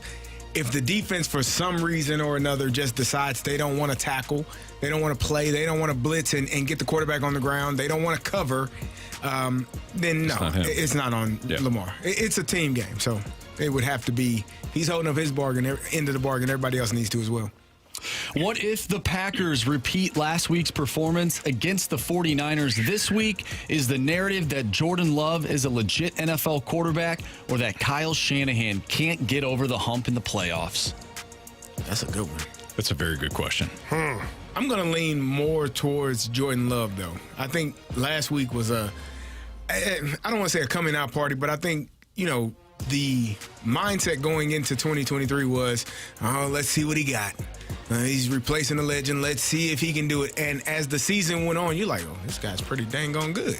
Like, he can actually play really well. It took him time, as it does for most young players or players just getting that many reps at a job. Especially that position. At that position, things are flying around. It's not like preseason, which he's had plenty of. It's the real thing, and teams are able to adapt and adjust as the season goes on. And you saw that team get better. Teams had more film on him towards the latter part of the season than they did at the beginning, and they just got better. They started winning more games towards the end of the year than they were in the beginning. So I think it says more about Jordan Love to be able to go on the road again. Win into Dallas, beat the hell out of them. If you go on the road and beat the hell out of the San Francisco 49ers, who have been the bullies in the NFC all season long, I think that says a lot about Jordan Love. It says a lot about Jordan Love, but we all know that's probably not going to happen. Just saying. No. But I do agree, Celebrate Carey. his season until they play the 49ers. Yeah. I do agree, though, that if the Packers play that way again, it would be more about the Packers and less about the Niners. Because Shanahan got it. He got the 49ers to a Super Bowl. He's gotten them to multiple NFC Championship games. It's not as if he can't. Falcons to the Super Bowl. He got the Falcons to the Super Bowl, absolutely. It's not. Okay, Carey, that's all you had? Hey. Question asked and answered. They're about to be relevant again, though. Yeah, they are. Billy. Yeah. Uncle Bill's going down there. Check. Oh, boy. Anyways, They're going to love him. Shanahan they'll love him. They'll put a statue up if he can win down there. Players are going to get a little bit of a rude awakening. Yeah, no down there. kidding. It's going to be a little different. It's going to be a little Arthur different. Smith to Bill Belichick. There might not be a bigger shock to the system than that. But will the players like it, though? Because I always felt like I had a couple of doofus coaches, and then you're like, once they get fired, you're like, thank God. Yes. Like, now we got a real coach. Even though that guy's you know what? I'll take it right now because we need some, I want to win some games. Yeah. So will the players react that way? Because it's going to be a massive culture change. It's going to be different. I think, it depends on how they felt about Arthur Smith. Did they like him? Were they, were they bothered? Yeah, They but did. sometimes you like a coach even though losing? Apparently. even though things aren't going the way that you'd like them to. Are you hot or cold? I'm trying to figure it out. I keep Jamie, toggling. they finally fixed the thermostat. And Don't he's going break back. it. He's going back and forth with it. Hey, you weren't here yesterday. We had a fan was in hot here. and It it did was hot. nothing. Well, this in thing, here. I'm barely touching it. I'm just going one little bop over, and it gets like sauna hot in here. So then I go one little touch back, and it goes back to freezing. So I don't know what to tell you. I'm trying to be courteous today. I just Carey. wondering. You know what? I'll turn it off, okay? Turn the fan back on. Well, no, I think Arthur Smith, if they liked him, it may be a bit of an adjustment because now you got a guy that is completely the opposite of what you had. You just couldn't win under him. And so it really just depends. I think Bill Belichick, no matter where he is, he's going to be a great coach for that program, for that organization. And I think they'll do a good job. For those that don't know, Antonio Pierce was hired today as the full-time head coach of the Raiders. That's the latest head coaching news. Go ahead, Marshall. So Kyle Shanahan can't win big games. Got it. No, said the exact opposite. Wow. Just not the big game. Yeah, he can win a big game. Multiple big games. By the way, what do you guys think? Sorry, Marshy. What do you guys think of, because I wasn't around, of Mike McCarthy saying that the Dallas Cowboys are a championship organization? Well, They were in the 90s. He's not wrong. Yeah, he's not wrong. He's on that same stuff that the text line thinks Carey's on his right now. tenure. You got to pay attention to what people are saying. He's not lying. They got 5 championships. There's only a few organizations with more. He's talking 2. about his current tenure. Oh, I thought he meant. What championship did they win? None. The NFC East championship. You could say banners for those. You could use a different verbiage and say, "Hey, this is finally a winning franchise here. We're winning again, not a championship franchise." Hey, well, they didn't play with championship effort last week. No, they didn't. Anyways, What if dropping the my 2 cents in Buccaneers? So what if the Buccaneers defeat the Lions on the road? Is the narrative that Dan Campbell didn't make the right coaching decisions, or that Jared Goff can't get it done in the big game? So since we don't know, make a prediction on it. What do you think? What do you think the narrative is? If the Bucs beat the Lions, just predict it, because obviously we don't have. If they beat the Lions, I think it will be because Dan Campbell went one too many times. what? Yeah, went to the well one too many times. I think it's Jared. 4th down. I think it's Jared Coach, it's Goff. 4th and 30.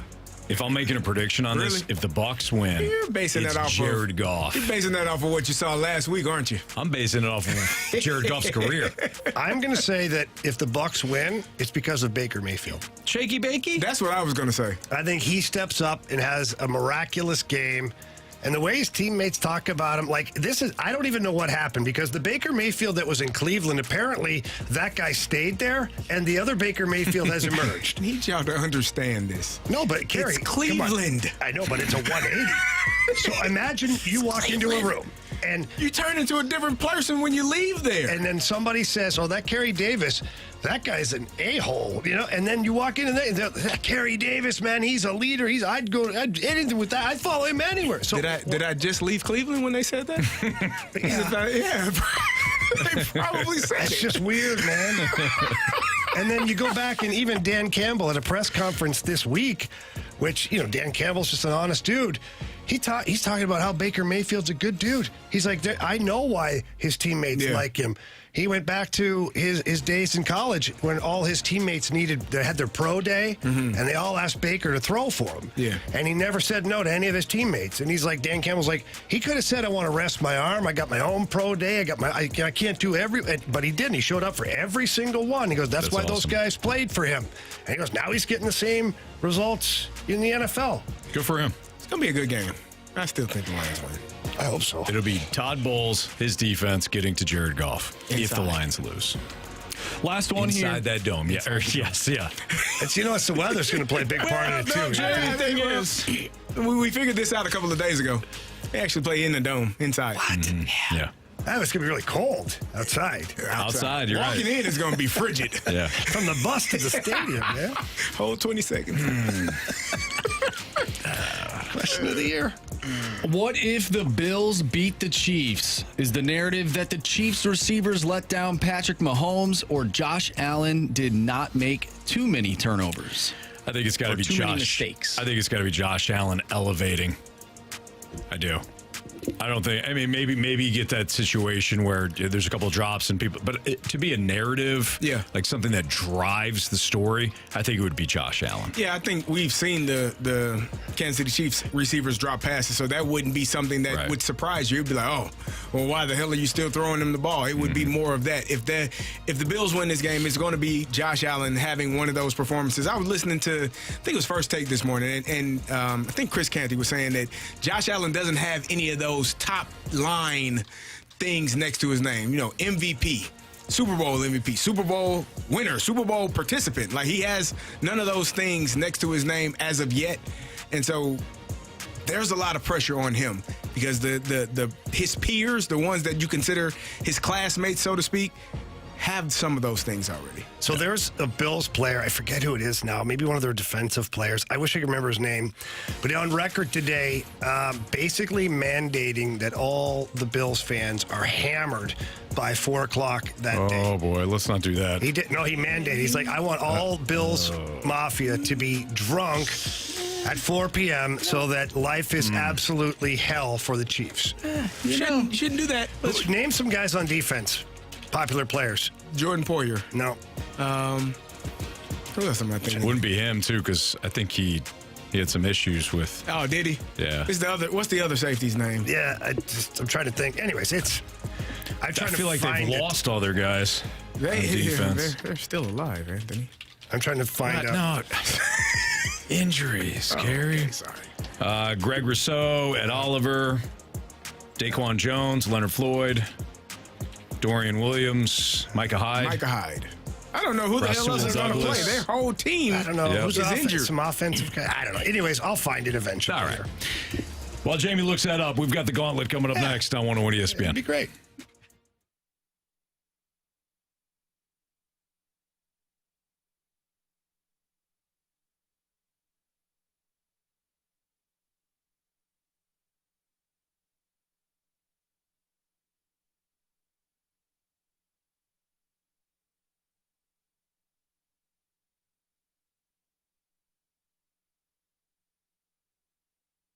Jamie, when you're looking at new homes and you want to secure a loan that you feel good about, who do you call?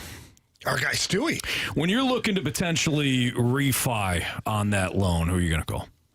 Our guy, Stewie. If you ever get in a situation, maybe pile up some credit card debt, not feeling good about your situation, want to get out of that, who you call? Absolutely Stewie. Okay, so Stewie's your guy. He's my guy. Yeah, he's the best. Phenomenal. He's got that old school customer service, and it doesn't matter what's going on. That's the best part about it. It doesn't have to be a specific need. It's just you're struggling financially. Maybe you don't even know why. Stewie can help you. And if it's refinancing and you're worried about interest rates, Stewie can help you. He's got the bagel loan, Anthony. Mm-hmm. You borrow $200,000 or more, and there's no closing costs. No closing costs, all that stuff. It's amazing. And all you have to do is pick up the phone and call the guy. That's right. 314-324-4440. Again, 314-324-4440. That number will get him directly. You can also text him if you want, anytime, any day, day, night, doesn't matter. Stewie's got to be your guy as well. If you can't remember that number, you're driving around right now, Jamie, what can they do when they get home? Google the bagel loan. NMLS number 226715.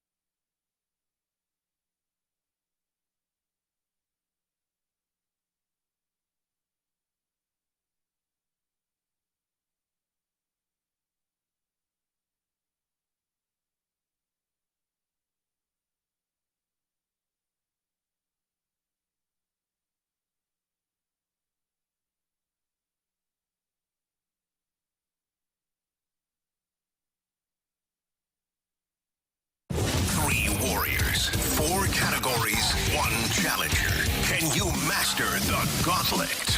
Brought to you by Master, your hometown source for business communications for more than 30 years. Visit masstour.com.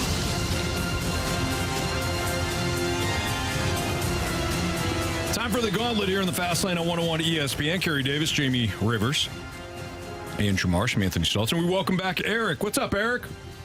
Hey, what's going on, guys?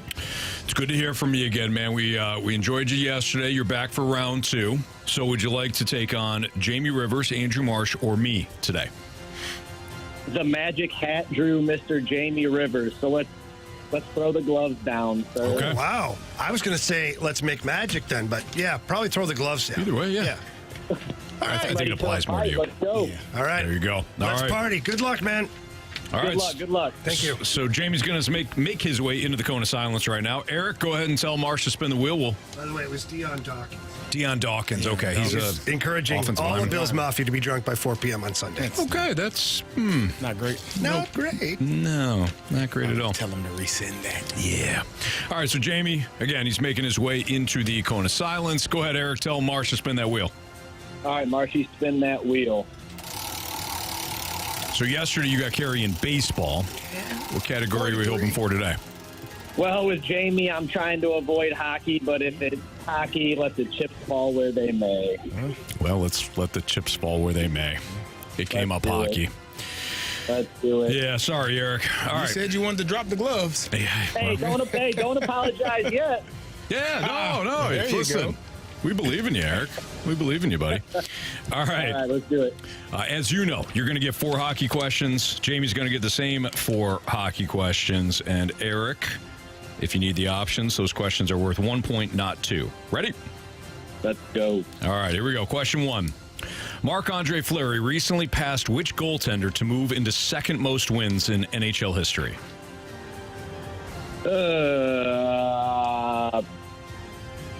Patrick Waugh, final answer. All right, Eric. Which goaltender has the best career save percentage in NHL history with at least 400 games played? Give me the please. Is it Dominic Hasek, Tuukka Rask, or Martin Brodeur? Oh, man.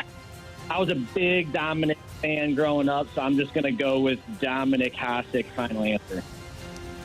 Question number 3. Martin Brodeur played for how many teams in his 22-year NHL career? Blues, Devils. I'm going to go 4 or 5. Did you say 4 final answer, Eric? Correct. Correct, yes. All right. Question 4. The last time Brodeur won the Stanley Cup was in 2003 when the Devils defeated which team? You said 2003. Yeah, last time Brodeur won the Stanley Cup was 2003 when the Devils defeated which team? Oh, geez. Give me the option. The Avalanche, the Mighty Ducks of Anaheim, or the Detroit Red Wings? I'm going to go with my childhood favorite movies, the Ducks, Anaheim Ducks. All right. Final answer? Yeah. Okay, we'll bring back Jamie. Eric, how you feeling? I tried not to use the options as much as possible so I could maybe get some points on them. Not great. Well, hey, we'll see how this plays out here. Jamie's making his way back from the cone of silence. You okay? I'm in the zone. Were you reading the Matt Carpenter news again? I was Getting fired up? I was going over the whiff rate. We'll talk more Matt Carpenter at 4:15. All right, Jamie, the wheel has spoken. Oh, God. And it has spoken hockey. Really? Yeah. Oh, boy. Okay. Are you ready? Could be great. Could be awful. Yeah, I'm ready. Go ahead, Anthony. Whatever you need. Go ahead. All right, question 1. Thank you. Marc-Andre Fleury recently passed which goaltender to move into second most wins in NHL history? Patrick Waugh. Final answer. Which goaltender has the best career save percentage in NHL history with at least 400 games played? Oh, boy, there's some good goalies that have played in the NHL, Anthony. Save percentage. Okay. You got to be thinking the three lead horses would be Roy Brodeur or Dominic Hasek. Played against all those guys. Played with Dominic Hasek in Detroit. Quit stalling, Gilmore. I'm not stalling. Hit your ball if you can find it. Anthony, but to hit your... I'll go with the Dominator, Dominic Hasek.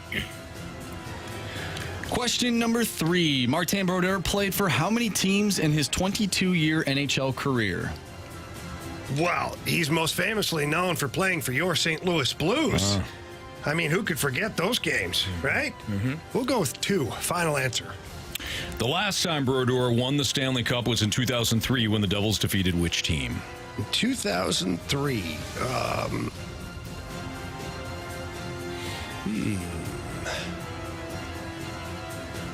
2003. Okay, so hang on here. I'm trying to remember where the hell was I? Detroit at that time. Oh, I remember this. It's the Anaheim Mighty Ducks. That was a bad one that year. We shouldn't have lost to the Ducks. Poor Curtis Joseph got blamed for that one. I wasn't on that team, though. Go ahead. Thanks, Mighty Ducks. Final answer. All right, let's go over these. Question 1. Marc-Andre Fleury recently passed which goaltender to move into second most wins in NHL history? Eric, you went with Patrick Roy. Oh, boy. Jamie, you went with Patrick Roy. Yes. Correct answer is... Patrick Roy. That's correct. Neither of you needed the options for that one. Nice job, guys. Nice. 2-2 tie. Which goaltender has the best career save percentage in NHL history with at least 400 games played? Eric, you said Dominic Hasek. Jamie, you said Dominic Hasek. Correct answer is... It is Dominic Hasek. But Jamie didn't need the options on that one, so Jamie's got a 4-3 lead over Eric. The last time Brodeur won the Stanley Cup was in 2003 when the Devils defeated which team? Eric, you said the Mighty Ducks of Anaheim. Jamie, you said the Anaheim Mighty Ducks. Oh, wow. Correct answer is... The Mighty Ducks of Anaheim. But Eric needed the options. Wow. So he's down 2. Comes down to this. Neither of you used the options for this one. So if Eric's right, we're going to walk off. Different answers? If Jamie's right, just wondering. It's over. Martin Brodeur played for how many teams in his 22-year NHL career? Jamie, you said 2. Eric, you said 4. Eric, you have chosen poorly. You lose. Correct answer is 2. Number 2. The Devils, and of course, your St. Louis Blues. That's correct. Eric, hell of a showing, though, man. 4 is solid. Man. You got 3 out of the 4 correct. Nice job, man. You gave Jamie a fight. If I would have played in the NHL, I probably would have got them all right, too, you know? There you go. I mean, all you had to do was play in the NHL. It's pretty easy. That was just one accomplishment off in life. There you go. That's right. That was it. And it cost you today, man. It cost you today. Eric, have a great weekend. Thanks for listening. Thanks for playing. Thank you, guys. Hey, I got one question. The Snake Pit wants to know, is Janet okay? Oh, that's a great question. We haven't heard from Janet in a while. I think Janet's just disgusted with everybody. Wait a second, If Marsh. you guys could let us know, we'd appreciate it because we appreciate you for everything else you do. Go, Pat, go. Have a good weekend, Thank boys. you, Eric. Thank you. Yeah, Eric, appreciate have a great you. weekend, man. All right, Marshy, do we have a Janet sighting? The Cardinals aren't jumping a hurdle. They're jumping a crack in the sidewalk. Was that There you today? go. That was Yeah, from because I today. said I said one team was set the bar so low they're just jumping a low hurdle. Thank you. She's right. So Janet chimes in. So Eric and the Snake Pit. There you go. Janet is doing well. She's doing fantastic. She's probably cold and just got a fireplace going and just angry at her Cardinals. No doubt. Yes, we are. And she's not angry as much as she's just disappointed in them. It's much, much worse. It is worse to be disappointed than to totally. be angry. Are you kidding me? Yeah. Do you think Mo is like, this is going to hurt you more than it's going to hurt me? Guys, honestly, can we talk about that just for a second? Oh, wait, no, it's the opposite. Yeah. This is going to hurt me more than it's going to hurt you. Yeah. I think you said it right the first time. Let's talk about this for a second. So you're John Mozeliak, and you woke up today and you said to yourself, we're going to sign Matt Carpenter. I mean, this will go over great, won't it? Right. Well, come on. This has been in the working since, December. But whatever, Marshy, you're going to announce it today. How many bourbons did he have before he's like, okay, we're going to make this an announcement? I want to talk about that next. There's a thought that I had, too, that's kind of in relation to what you're saying in regards to the fan base and this signing. That's next on 101 ESPN.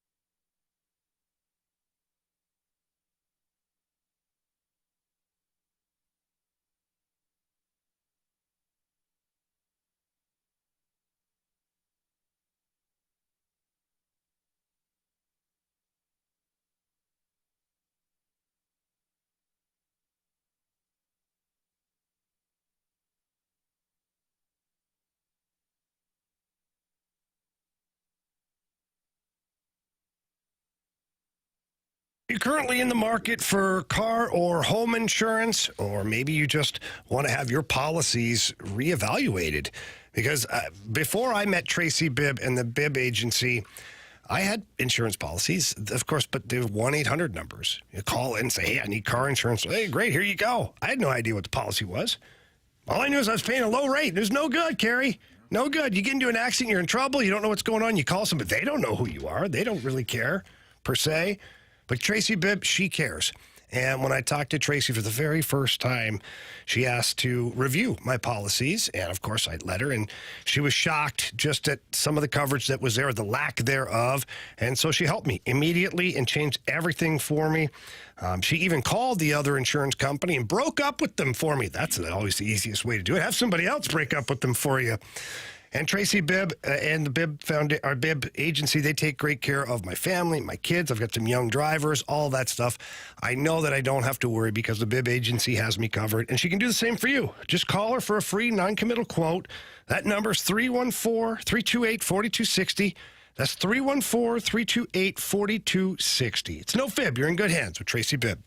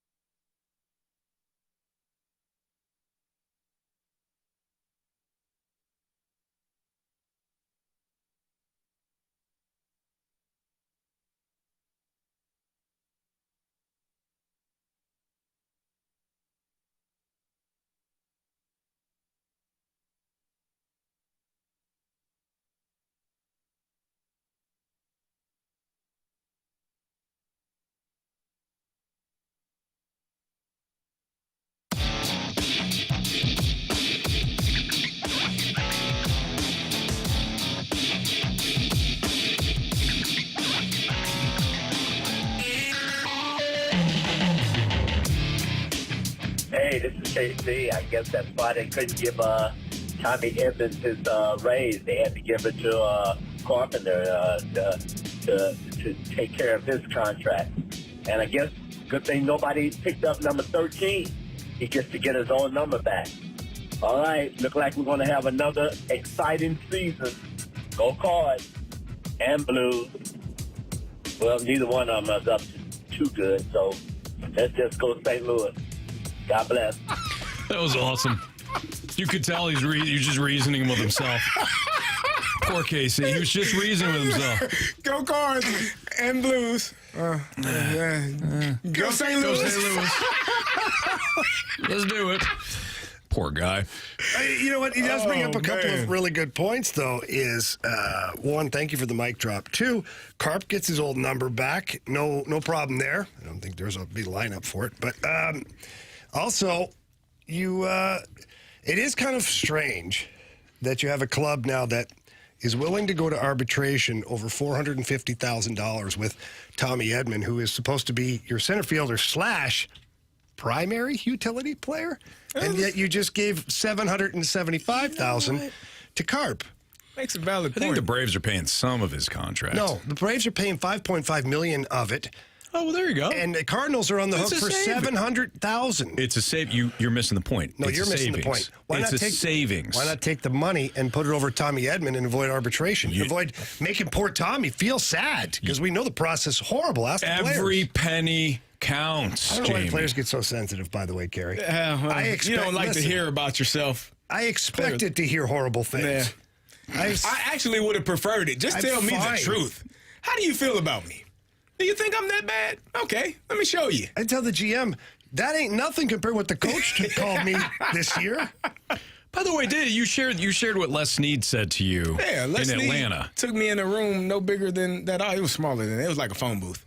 I don't know, and it had a phone in there. It wasn't, and so he's like, "Hey, you're not a 911 for him because I was about to murder. You're not big enough to play fullback. You're not fast enough to play tailback. I don't know what to tell you." Yeah, that sucks. Many years later, when you're covering the Rams and he's the GM, did you guys ever talk? No, but I think he did think about signing me in like 2011. He kind of looked me up and down like, "You still playing?" Like, yeah, no. They won a Super Bowl. Yeah, I did. How about you? How'd you? No, he does. But yeah, I could say it then. It would have been good at the time. Yeah. I had one negotiation with Ken Holland in Detroit, and it didn't go to arbitration, but we're sitting there in his office. Ken Holland, Jim Nill, and myself. Jim Nill is the assistant GM, now general manager of the Dallas Stars. And he says, "Hey, Jamie, we like what we saw out of you this year. We'd like to offer you a contract extension. We're thinking 2-year deal, blah, blah, blah." And they said, "Do you have any idea what your starting number is on this?" And I said, "Well, what'd you guys just give Lidstrom?" No, I said that. And he's like, laughed. I go, "No, seriously, how much did you give Lidstrom?" And he's like, you're half the player he is." I go, "Deal." Deal. You just gave him $8 million. Thank you. I'll take 4, please. They laughed, Anthony, and then they laughed more. I was serious. They weren't. And then you wound up in Phoenix. No, I was fine. They did sign me a 2-year deal. Basically the same amount of money that Lidstrom's Gardner made. That's fine.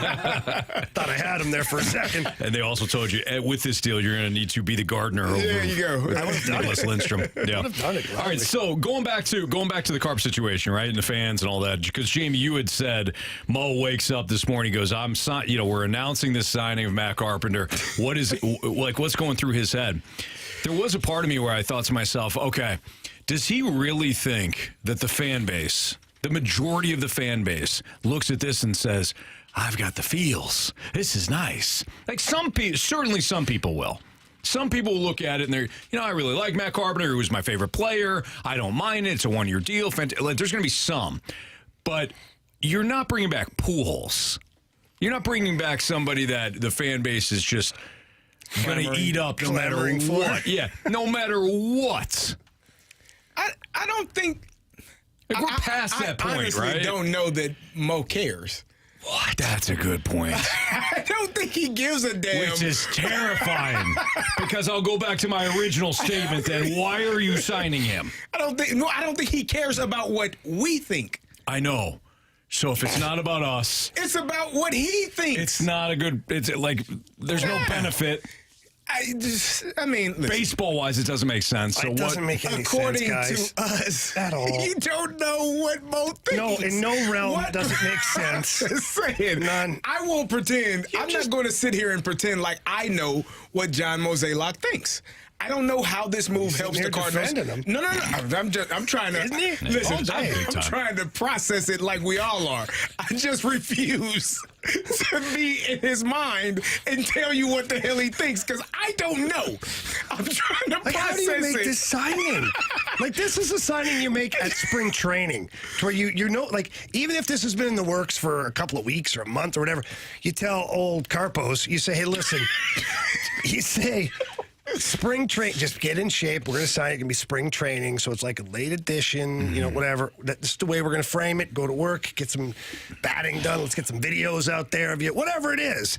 This is not a January announcement, let alone a press conference signing. No. Mo had a Zoom today about Matt Carpenter. Where are we? Hold on. Where are we? All I can think about is, sometimes they'll show the memes or the videos where it's a crowd and the crowd mostly reacts, and then there's one person that's sitting there and they're just kind of, you could tell they're trying to think through. That's Carey today. The video's on us and we're like, why? And Carey's just sitting there and he's just thinking, why? The glimmer of why? hope, the light. Why are they? I don't know. He didn't have a great year last year. He was injured a couple of years. Got injured in 22. Was playing really well. I don't know. The only thing honestly, the only answer I can give you is John Mozeliak thinks that this makes the team better. You want me to answer how? Yes. I need you to tell me how, Carey. I have not gotten that far yet. Still working on it. I'm still here. 5 hours later. He is telling us that the team is better today than when he laid down to go to bed last night. That's what he's telling us. I don't get it. That's what he believes. Does he? Do you? I think he better. Okay. Carey, do you remember early? I think it was during a break. I had said something to you because you had said something. I said, I am so tired of the. Yeah. Yeah. Apparently, this is why one of the reasons why Mo signed Carpenter. Here's Mo. Well, when you look at our everyday club, and you have Paul Goldschmidt and Nolan Arenado, and again, referencing back to the Pujols Molina comments earlier, I feel like last year those two guys were kind of left with having to pick up a lion's share of this. Well, they were. And just having that being able to spread out was something that I think was important. And so, as we were looking at who this type of person could be, Carp understands exactly the Cardinal way of doing things and what he was brought up with, but he also understands, the group of players we have, and because he's not that far removed. And so I think from, looking at our veteran presence on our team now, I think he'll just be a great addition to that group from a leadership standpoint. So now I have my answer. He gave us the answer to be in a leadership role. And to my response to that would be, well, then you have not done a good enough job in who you have brought in the culture you have established, in what you have done since all of those guys left the first time. When Albert left, when Matt Carpenter left, Yachty left a lot his last season. He wasn't here often.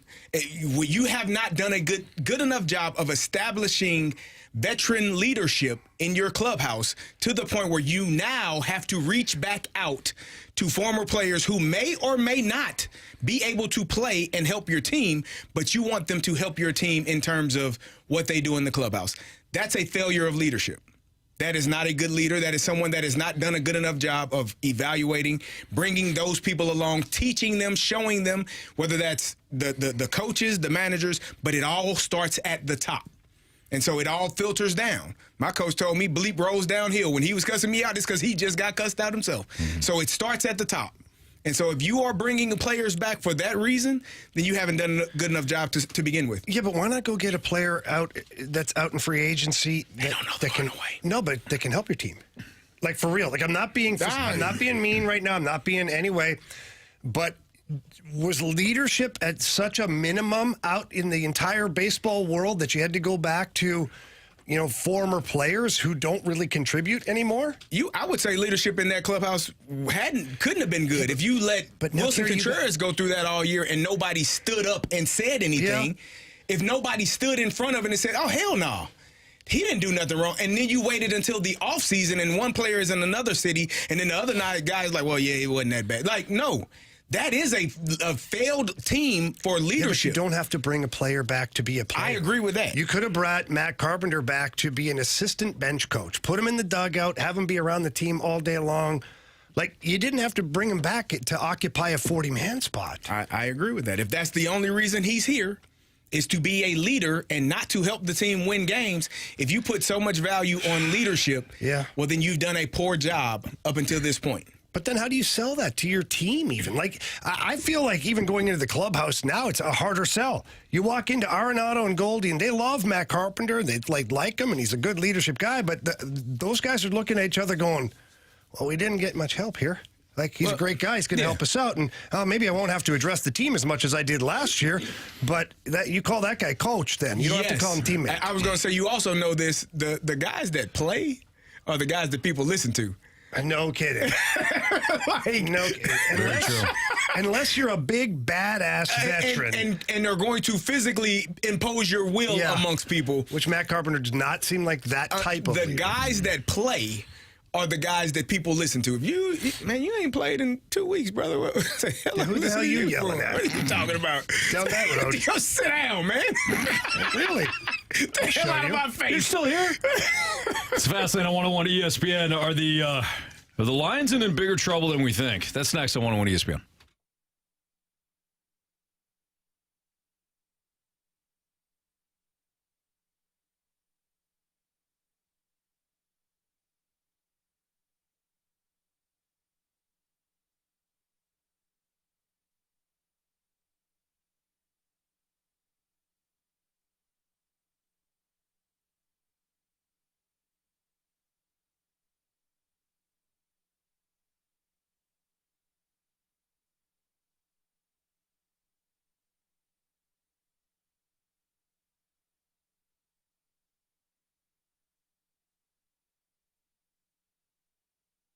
Cheap, fun.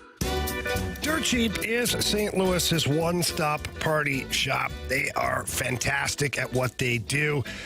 Amazing selection. Any of the beers that you're looking to buy, any of the wines, whether it's a white wine, a rosé, a red wine, Dirt Cheap has you covered there. And the spirits that they have are awesome. They've got all the high-end stuff as well. Don't be confused. The name Dirt Cheap is about the prices that you're going to be paying, not the product.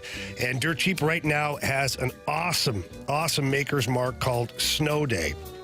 Snow Day, it's a private barrel selection that was selected by Dirt Cheap. That's right. So you can't just get it anywhere else. This is a Dirt Cheap item, and it is fantastic. It's a great, smooth bourbon with just a little bit of burn at the end of it. Perfect for the cold winter days that we're going through right now. You will love it. And you can order it, too, online. But you have to download the app. Download the app, get online, to get even more savings, deals, specials, clubs that are available through the Dirt Cheap app. And again, place your order on the way home tonight. It's for the weekend. Pick up your Snow Day at one of your Dirt Cheaps and go home and enjoy it. And please remember to have fun, but be safe out there.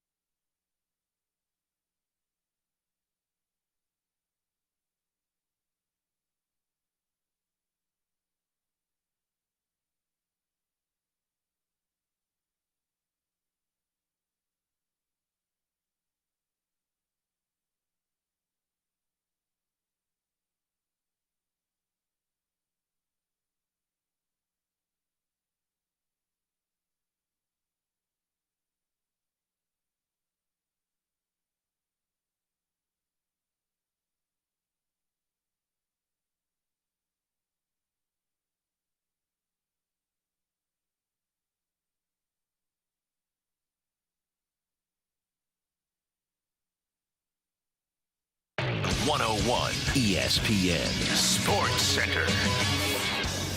I'm Andrew Marsh. It's time for a Sports Center update driven by Johnny Londoff Chevrolet and Johnny Londoff Autoplex. Big news of the day, Matt Carpenter is a St. Louis Cardinal once again. He signed a one-year deal for 2024. We've talked about Matt Carpenter's deal all day long. If you missed any of that, make sure you go to 101ESPN.com or check out the free 101 mobile app. Head to the podcast page. You'll find all of our interviews and full shows there, and it's all brought to you by Dobbs Tire and Auto Centers. The Blues. Well, they lost last night, 5-2 against the Washington Capitals. They'll take on the Capitals once again tomorrow. Pregame starts at 6. Puck drop is at 7. And you can catch all the action right here on 101 ESPN. We're going to dive into the Detroit Lions and Tampa Bay Buccaneers matchup as the NFL Divisional round is set for this weekend. What does that game look like? Who will win? We'll talk about it next. I'm Andrew Marsh, and the Sports Center update is driven by Johnny Londoff. Find new roads and shop 24/7 at londoff.com and londoffautoplex.com. Are you kidding me?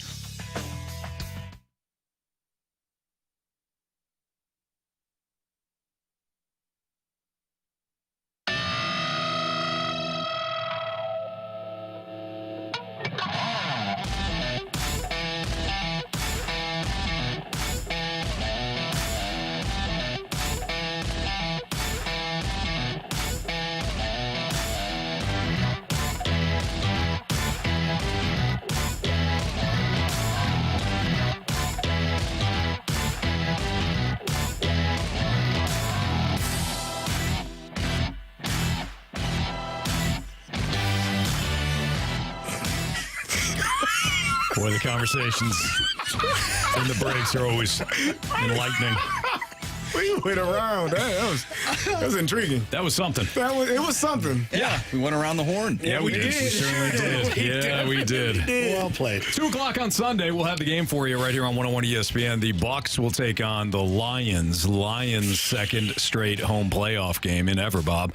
Are the Lions in more trouble than we think? A lot of people feel as though, perfect matchup for them, no problem. They're at home. They're favored, all of that. They're the better team.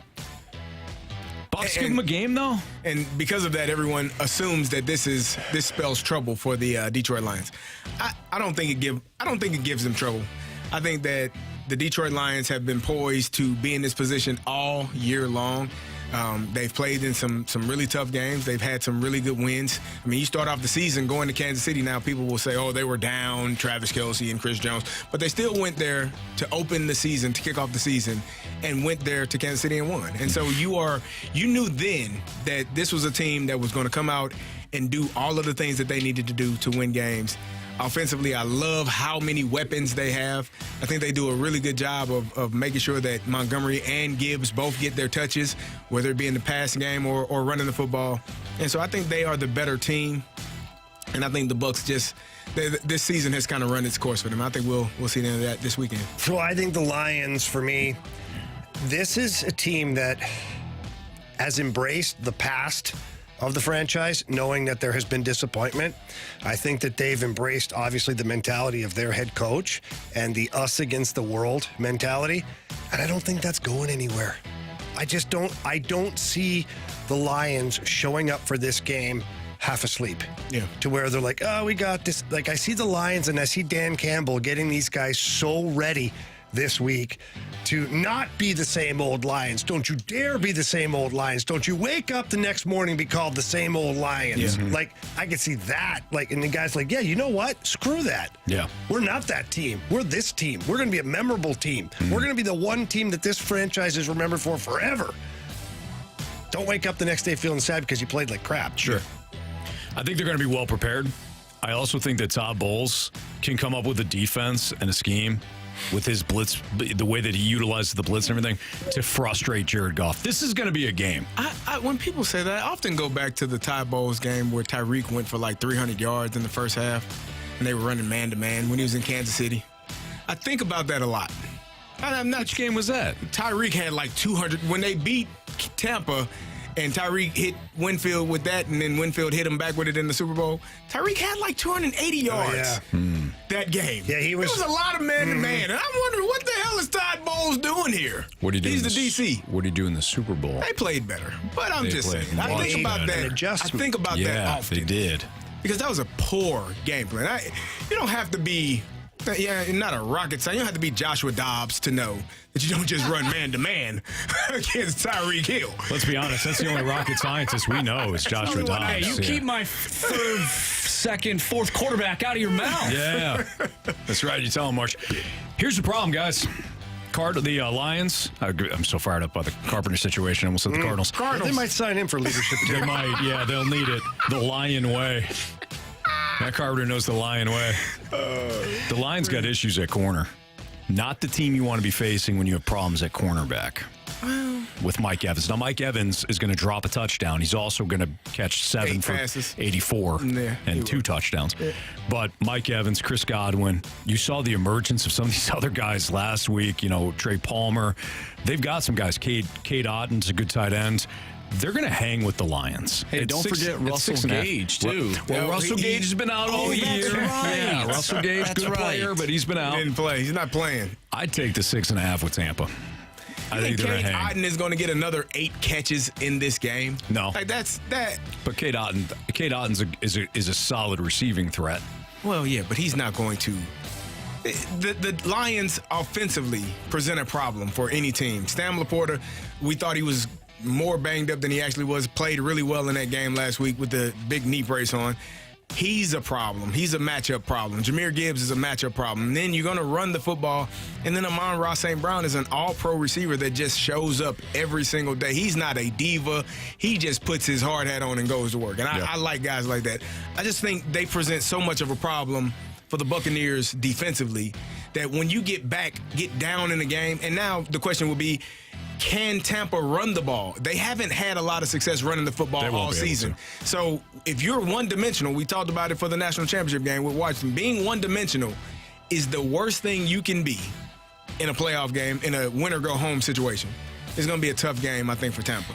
All right. So 6.5, you'd lay it? Yes. 6.5, you lay it? Jamie? Would you take the Lions to win by 7 or more? I know what it means, Anthony. I don't know what you. Okay, you're looking at me. What kind of disrespect? Just assumes I don't know. This guy. Sorry, Anthony. I'll write it down in crayon for you next time. Taking the Lions, no matter what you give me. Come on, you don't think Jamie knows what laying the points means? Come on, especially that. I didn't know. I was trying to help him. They play in a dome. It's going to be 13 degrees outside. Play indoors. It's going to be 13 degrees outside. Dress warm. Something to think about. I feel sorry for on your way into the stadium. Yeah, I do too. First of all, she's not. Bad. It was rough. I've seen comments and they're like, "Why is she covering sport?" She probably wasn't. They probably some TV station sent her and is like, and when they get reporters from all over the world, they do. Different things, it's kind of give her a break. I felt give her a second chance. Probably from the Florida area, probably one of the newspapers or websites from the Florida area, just assuming that everybody plays outdoors. Right. Because why wouldn't you? Because football is glorious outdoors. Yeah, it is. I agree, Carey. Yes. But how you play give her a second chance, guys. I'd give her a second chance, but I would say this with the second chance, no matter who it was, as the report at that point, be like, listen, just do a little bit of research before. Just a little bit. Marsh, Lions, or Bucs? Just 6.5. Shock. You know? Man. What? Again. I don't think they cover. Who? Do they win? I don't think they cover. He covered all bases. Leave it at that. That's his prediction. Perfect. Stay like that, Marsh. I don't think they cover. Who they are, we'll find out on Saturday. I'll let you know on Sunday. I'll let you know. Is it Saturday or Sunday? Is it Sunday? Yeah. Oh, yeah. All right, so Marsh will tell us once he sees the game. He'll let us know. I'll let you know. I'll shoot you guys a text. Monday, I'll tell everybody else who I thought let you know would have won the game. Once it's over, I'll let you guys know who I thought would win. That was awesome. All right, Sports Six Pack is next. 314-399-9646. The Air Comfort Service tax line. So you get a question for us, send it there. Sports Six Pack next in the Fast Lane.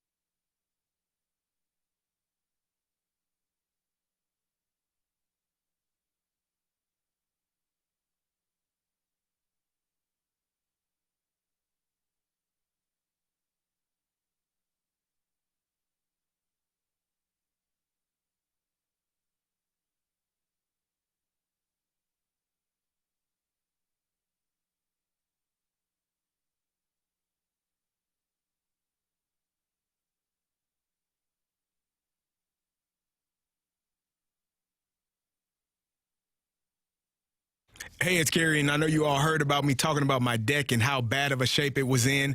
It's in much better shape now. STL Design and Build came and fixed my deck and made it brand new. They did a wonderful job. They made sure that I was aware of all of the ins and outs and knew exactly what was going on and how long the process would take. They gave me a great price, and they also were a great company. They are an award-winning company. They have taken home the top workplace award as well as the best home improvement company. They not only do decks, though. They do siding. They do interior, exterior, kitchen, bath. If you need some work done around your home, you need to reach out to them. They truly believe in treating people how they want to be treated. They were with me every step of the process. I'm sure they will do the same for you, making sure that you know you have the best materials and the best work done in or outside of your home. If you need some help or you need something done, reach out to them at stldesignandbuild.com. They will make sure that they are with you every way. My project coordinator, Becky, taught me about the Builder Trend app. It's an easy app, allowed me to approve or deny anything that needed to be done in the home or on my deck. And so make sure you reach out to them as soon as possible. If you need work done around your home, that's stldesignandbuild.com, stldesignandbuild.com, and tell them Carey sent you.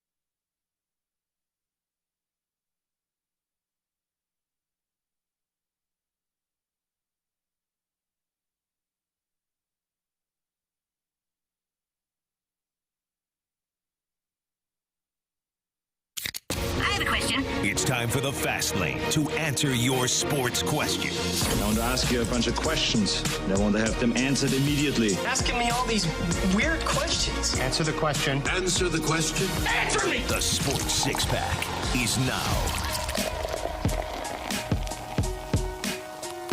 With Carey Davis and Jamie Rivers, I'm Anthony Stalter. Appreciate everybody tuned in today to the Fast Lane. Here's Andrew Marsh with your questions for the Sports Question Six-Pack. number one.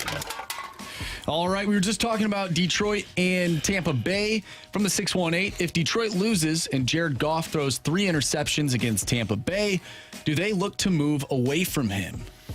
That's a very good question. It is. It really is. Because... Was it? Will they move away from Jared Goff? Yeah. No. If he doesn't perform well. No. We talked about it. I mean, there's some quarterbacks in this draft that if you were to go, if Michael Penix failed to you. Well, yeah, I think you take him. You're taking him. Yeah. But I don't think you move on from Goff right away. Well, but I think it would be the Green Bay Packers have done a really good job of drafting quarterbacks while their quarterback was still really good.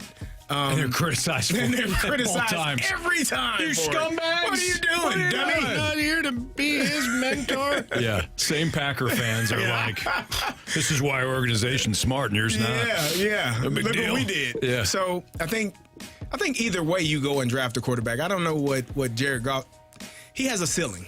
And his ceiling is probably not as high as a Michael Penix Jr. or a Jaden Daniels or some of these guys. Obviously, they won't be able to get the Drake Mays or Caleb Williams of the world. But the ceiling is not as high as those guys' ceiling. So I don't know if you necessarily move on immediately, but you start planning, you start having a succession plan. Yeah, I don't think you move on from him, but his contract is up after the 2024 season. Well, then so you kind of have to prepare. Well, I would draft a quarterback either way. Yeah. They have Hendon Hooker. Yeah, but he's like the third string quarterback behind Teddy Two Gloves. And he's supposed to retire. Teddy Two Gloves is going to retire after this. Yeah. Yeah, he is. So, gosh darn it. I would draft a quarterback if I was the Lions. I wouldn't move on from Jared Goff. Quite honestly, if they did, it would kind of counter everything Dan Campbell has built That's there. a good call. Dan Campbell has talked about how Jared Goff is his guy. Good enough for Detroit. Good enough, yeah. And like, I've got his back, and we're working together. And although it would be a failure to not win the Super Bowl or to not even get to the conference championship just because of what we think the expectations are, it's certainly not a failure from a franchise's standpoint to where they've been and where they are right now in the moment. So I think it would be drastic to just 180 and be like, Goff is out. Yeah. Good call. Question number 2. From the 217, what are the biggest NFL playoff home field advantages? What about other sports? Carey? All right. I mean, I'm going to be a homer here. If you've never been to Pittsburgh in the night for a night game, in a playoff night game, I suggest you do so. You won't do it this year, unfortunately, but any other time. It gets really loud. You know, I tell people when they play Renegade in the third quarter, it's like deafening. It's really pretty awesome. And so I think Pittsburgh for me would be at the top of my list because it's a really cool place to play. The really great home field advantage. The fans that truly love and care. You go to Dallas, everybody's looking up at the screen. Nobody's even watching the field. It's weird. So what other teams though? Take Pittsburgh. Let's say the Steelers didn't exist. What's your choice? New Orleans is anytime you're in a dome, it's loud. New Orleans is a loud place. Played there when we were with the Falcons. That gets crazy. Just because it's Bourbon Street and they drinking every day, all day. So New Orleans would be another one. I never played in Green Bay. Minnesota, it's weird. It's like they used to pump in noise at times. Yeah. It's like, it's not real noise, but it's there. It's loud as hell. Like, what is this? There's not even that many people here. Arrowhead. I mean, Arrowhead's going to be... Arrowhead is. So I played there in a regular season game. Yeah. And it was really loud. It was pretty So as far as NHL is concerned, the Montreal, the Bell Center, was nuts. When I was with the Bruins, we had a playoff series against the Canadiens, and we were first in the conference. We ended up losing that series, and this is why it stuck with me, is like they were so loud. We had a 5-on-5 brawl at the end of one game, and I couldn't even hear myself think, let alone know what the hell was going on. We had a fan jump over the glass and try to run into the melee and fight like us. It was unbelievable. Really? Yeah, and it was so loud. I was like, this is nuts. So for me, the Bell Center was loud. I cannot, it's going to seem Homer-esque, but anybody who was there, I can't imagine a building much louder than when Pat Maroon scored the overtime winner here with Enterprise Center. Like, that was nuts, too. My brain was shaking at that point. So, awesome. It's obviously it's a huge moment, and it's not like a consistent loud, but that you remember moments, and to me, like that always stood out. Question number 3. From the 636, what the hell was going on in this locker room last season? How are the Cards here? Based on what I've heard now, I'm surprised they didn't lose 100 games. I'm not joking. Based on the fact that they felt like leadership was so poor from within the group last year, tells you a couple things. One, how frustrated do you think Ollie Marmol was when you're a manager and you're trying to lead these men and you've got guys that maybe aren't pulling on the rope in the clubhouse at the same magnitude as you are as a manager? Like, that's frustrating. They might have been pulling the other way. There were a couple of them for sure. We know that. Yeah, it's I'm sure it's weird that they have to re-sign former players to bring in to remind current players of what the culture should be. Again, that's what the organization, it takes care of itself. It starts at the top and it takes care of itself. You don't have to constantly remind players of how we do things, because when you get to a city that has a culture, this is how we do things. No, don't do that. No, we don't do that. That's not who we are. Do this. and then it filters in. So that guy, okay, I'm on board. Now when he sees the next player doing, no, we don't do that. Do this. This is how we do this here. That hasn't been happening.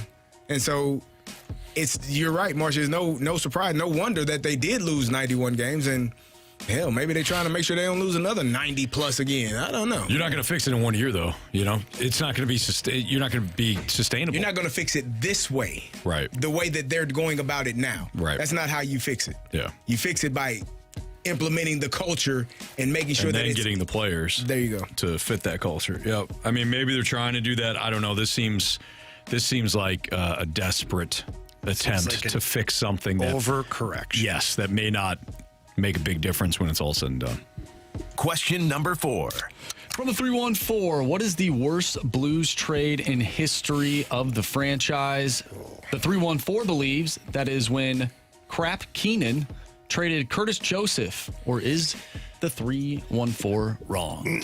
Well, that was a horrible one, too. But the worst one in franchise history, for me anyways, remembering everything, is, let's see, I'm pulling it up right now to get the exact players.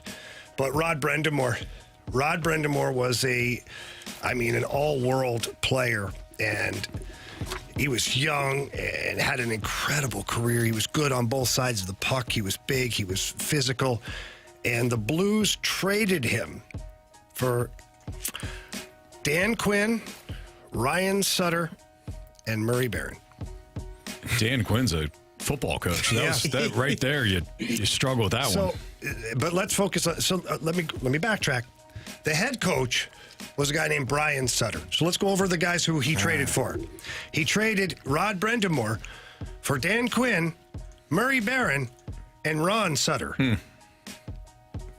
Okay. Digest that for a second.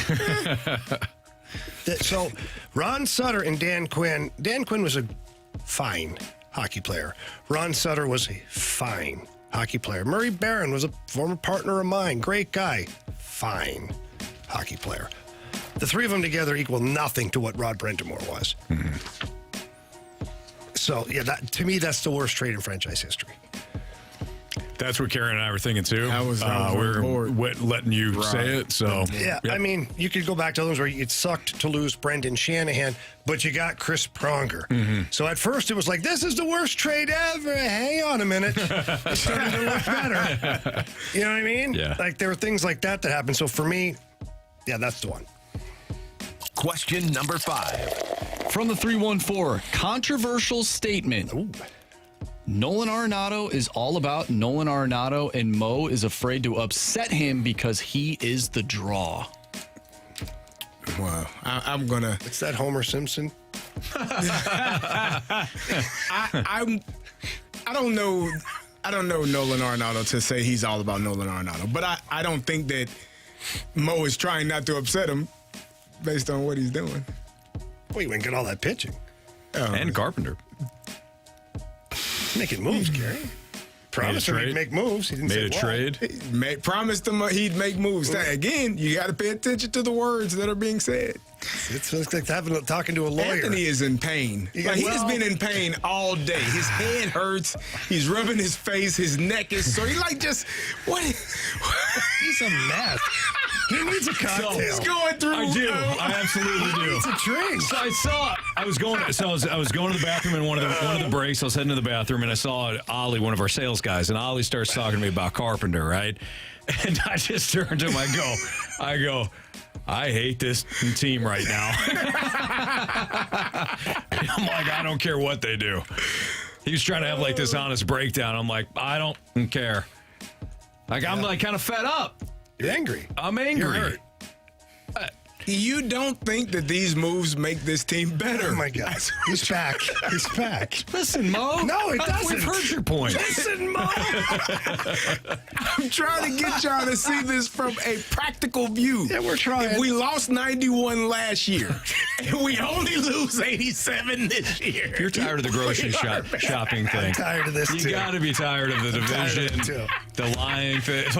Just be better. Still was in 90. Win, baby. Lose 89 games. Your team got better. You got better. You didn't ask how. You didn't say how much better you wanted them to be. Well, I'd like you to be way better. How about that? All right. So I don't want to duck this question about Nolan Arenado. Jamie, you had said at some point last year, I think you're spot on. Look, we're not all in the clubhouse consistently. We don't know the interactions of the players and all that. So we're not going to sit here and say that Nolan Arenado is some sort of selfish player. No. But Jamie, you had said something last year that really stayed with me, and that Nolan Arenado is probably one of those guys, and I think you made reference to maybe some of your former teammates. Carey, you probably had former teammates too, where individually, like, they get so frustrated on their own performance that it might seem like they're not a leader or whatever. They internalize everything. Yeah.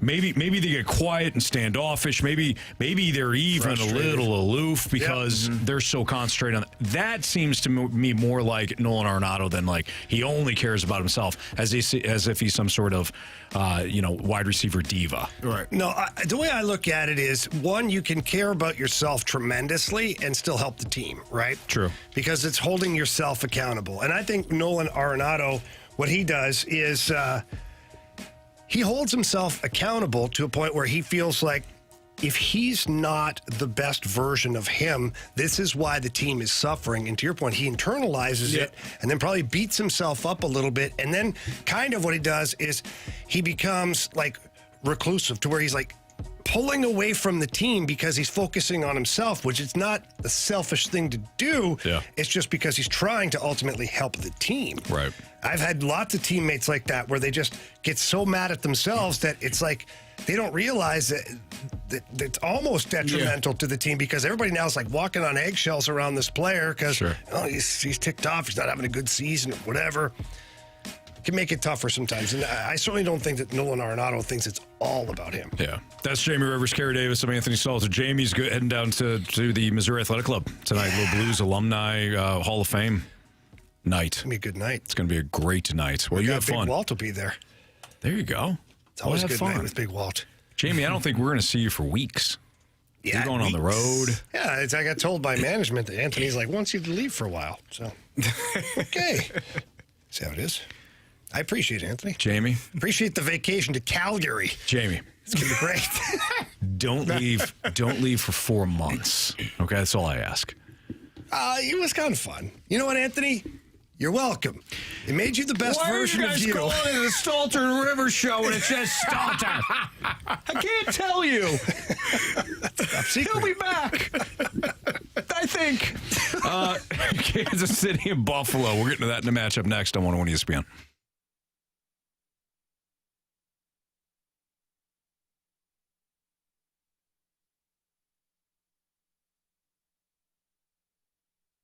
Oh, boys. The wild card weekend was a lot of fun here. Now we're under the divisional round. And what better way to celebrate the divisional round and the playoffs overall is by downloading FanDuel, America's #1 sports book. And FanDuel, Carey, has so many different ways for you to pick up the W. Yeah, you can follow our picks. Just go to FanDuel right now, because new customers get started with $150 in bonus bets guaranteed when you place your first $5 bet. Just go to FanDuel.com/fast to join today. That's FanDuel.com/fast. Anthony, it's going to be a great weekend with great football. So I think we're all in the Ravens. I think a lot of us like the Niners. We're a little split on the Bucs and Lions. I'm at least taking the points with the Bucs. You guys are on the Lions. Marsh is going to take whoever covers. Kansas City. Kansas City and Buffalo is going to be an interesting matchup that we're about to get into. But you can do it all at FanDuel. Make every moment more with FanDuel, an official sportsbook partner of the NFL. Must be 21 or older and present in Illinois. First online real money wager only. $10 first deposit required. Bonus issued as non-withdrawable bonus bets that expire 7 days after receipt. Restrictions apply. See terms at sportsbook.fanduel.com. Gambling problem? Call 1-800-GAMBLER.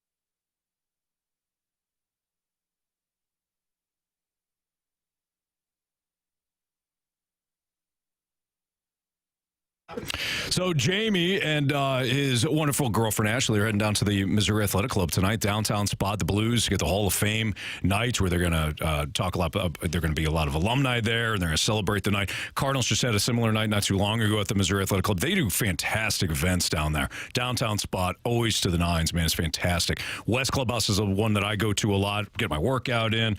I'm always seeing great people there. One of the trainers, Paul, really like him. If you're in need of personal training and stuff like that, Paul's fantastic. But when it comes to Missouri Athletic Club, whether you're at the West Clubhouse or you're going downtown for a special night like tonight, it's a perfect club. It's a perfect spot. I enjoy it. It's Miami C.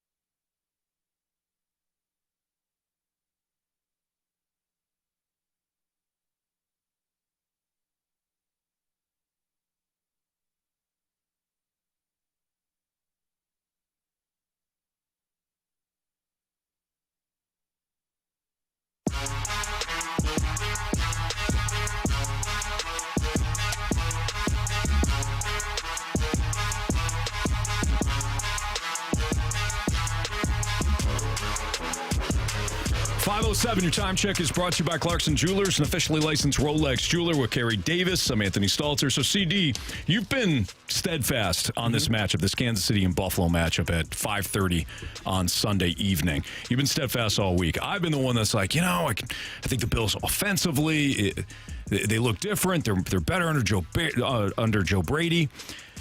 Defensively, they got issues, but certainly Kansas City's got problems. And I've just kind of ridden the fence. Yeah. So let me get off the fence here. All right. I like Kansas City in this matchup. Oh. I like Kansas City. Okay. I'm with you, CD. Yeah. First of all, give me Patrick Mahomes as a dog. Thank you. Second of all, the Bills defensively have legit problems. Got a lot of guys hurt. They got a ton of guys hurt. Kansas City offensively, yeah, they've had issues catching the ball. Mm-hmm. Okay. Would I take whose problems am I taking? Because Josh Allen and Mahomes, okay. If Josh Allen balls out, do I think that Mahomes can also ball out? Of course. Right. Do both teams have good skill positions? Yes. Who has the better defense? Kansas City. Whose problems do I want to inherit if I'm making a prediction on this? I want to inherit Kansas City's problems compared to Buffalo's issues defensively. So give me KC. I think they pull off the small upset in Buffalo. I like that.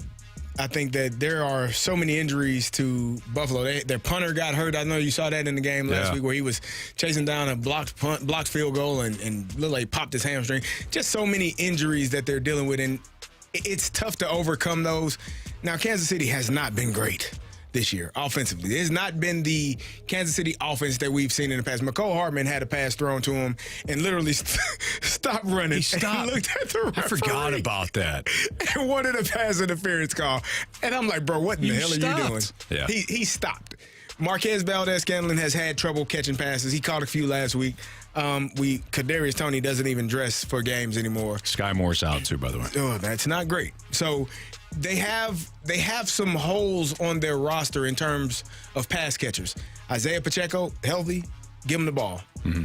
Travis Kelce, healthy, give him the ball. He had some drops last week as well, but hopefully he gets those corrected. Rashee Rice is your number one receiver in terms of the receiving core. I still like, as you said, Patrick Mahomes. If it boils down to Patrick Mahomes having to find a way to make a play, I think he's going to make it. Now, I say that, and we talk about, the loss in the Super Bowl. That was a different type of thing where Patrick Mahomes just could not make something happen. Couldn't get people out of his face. Yeah. That's different from not having guys catch passes. So Patrick can keep some plays alive, and that defense on the Kansas City side is much better than the defense on the Buffalo Bills Kansas side. City's defense has been legit since week one. They're ready to roll. Since week one, they've been legit. They're one of the more underrated defenses in the league. Yep. Buffalo, they're doing the best they can with what they have. Yeah. But when you go beyond that and you look at coaching too, Sean McDermott has done a nice job of turning the Bills around. There was a report that was absolutely scathing about him when they lost to, I think it was the Eagles or maybe it was the week before. When things were looking bleak for the Bills, there was a report that came out, and I can't remember the author, the publication. I apologize about that. I'll look it up in the break and I'll attribute. But it dove into the issues with the Bills, and a lot of it was Sean McDermott. Not taking responsibility or accountability. When losses piled up, he apparently threw a lot of people under the bus. We saw that a little bit at times when he would throw Josh Allen under the bus. There was in the article, there was a coach that the author was talking to at one point and said, hey, if things go sideways, Ken Dorsey would be the first one fired. That's what happened. Yeah. Now, Joe Brady, again, has done a nice job. So it's not like Sean McDermott wasn't, validated for that. Right. But there was something inherently that he had changed, and it led to some success here. It's still McDermott. This is going to be a close game. Yeah. Close game. Give me Andy Reid and Spags over McDermott. Yeah, I think it's just, I think, we saw it last year, and there's a lot of pressure on Josh Allen to perform, to not only perform, but win. He performed in that game, in that back-to-back game a few years ago against Kansas City. He performed his butt off, but they didn't win. You got to perform, and your team has to win. And so it's just, I think it's going to be hard to get this W for the Buffalo Bills. I think the Kansas City Chiefs are the better team. I said that they will win by, I think, 10, maybe 13 points is what I said, just because could get away late in the game. But Kansas City, for me, is the better team. And Buffalo, I still have those images of how poorly they were playing at some point throughout the year. And I just don't trust Buffalo enough. It seems like you fit in one of two categories with the Bills. You either fit into the category that you just described, where it's like, I know Josh Allen's going to get picked off. He's going to take a sack. There's going to be something that costs the Bills a game. I don't trust him. Or you fit into the other category where it's like, no, this is real this time. They've made changes coming into the playoffs. They weren't really the team to beat. Now, look, this is finally the year, right? Yeah. I'm kind of somewhere in the middle, but if I had to take a side, again, I would side with Allen making a mistake, McDermott making a mistake late, and Kansas City winning this game. We didn't cover the Packers and 49ers matchup. We'll do that at 5:30 because that one's interesting. Yeah, we need to. Absolutely. Yeah. Listen, Carey, we only got X amount of games left. We got 7. We got to talk. Yeah. We got to talk about them, But we're going to get back into the news of the day locally. Matt Carpenter brought back by the Cardinals. Oh, yeah. They brought him back, Carey. Really? Yeah. Not just for a day. What position he's going to play? All of them. All of them. Yep. Oh. Your mic drops on the Matt Carpenter situation next on 101 ESPN.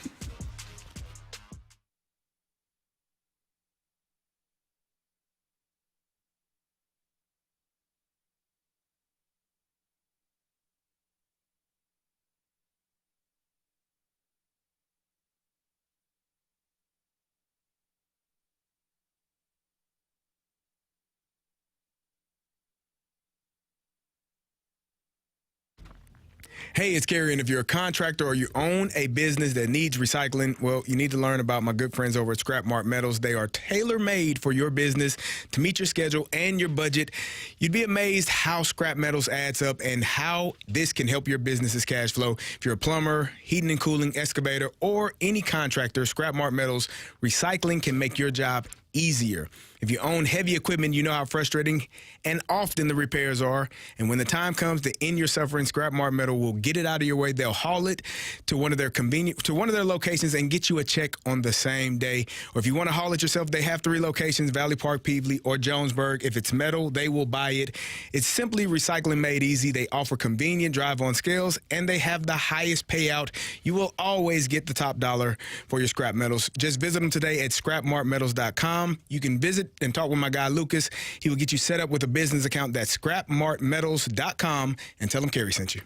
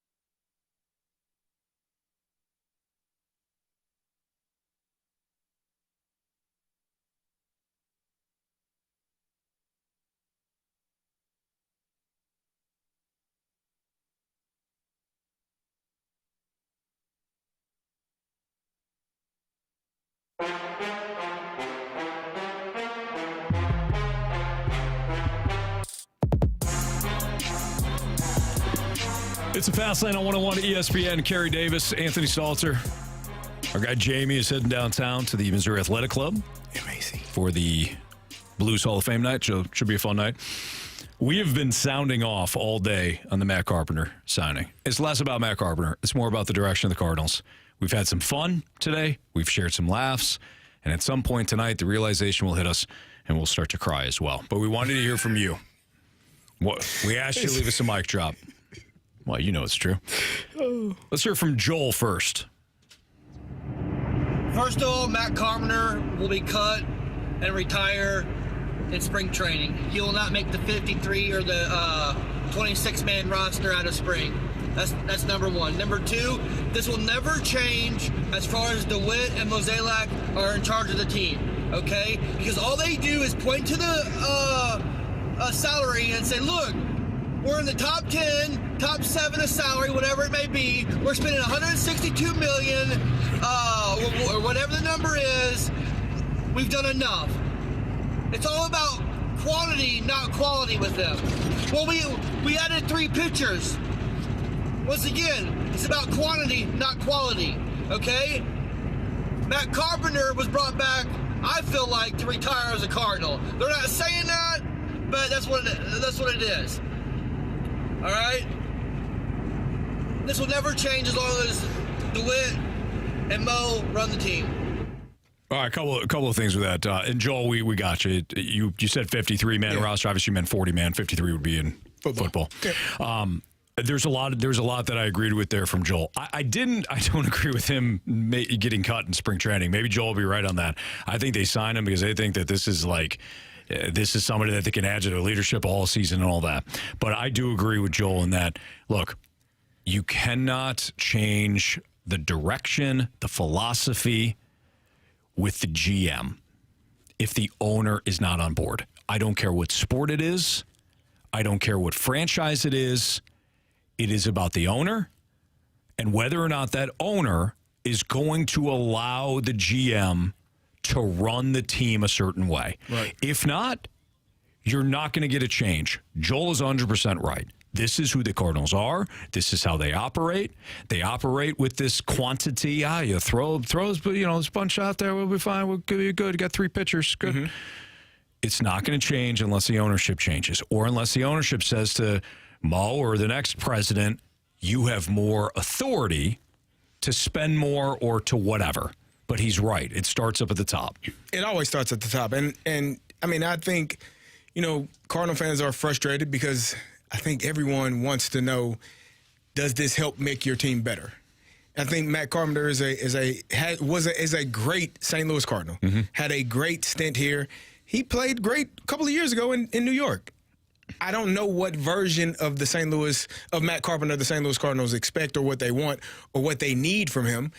But I think the question is, unless it's going to be this is just a part of life, man. Sports, Father Age is never lost. He's undefeated. Your Father Time, is never lost. Always undefeated, going to win.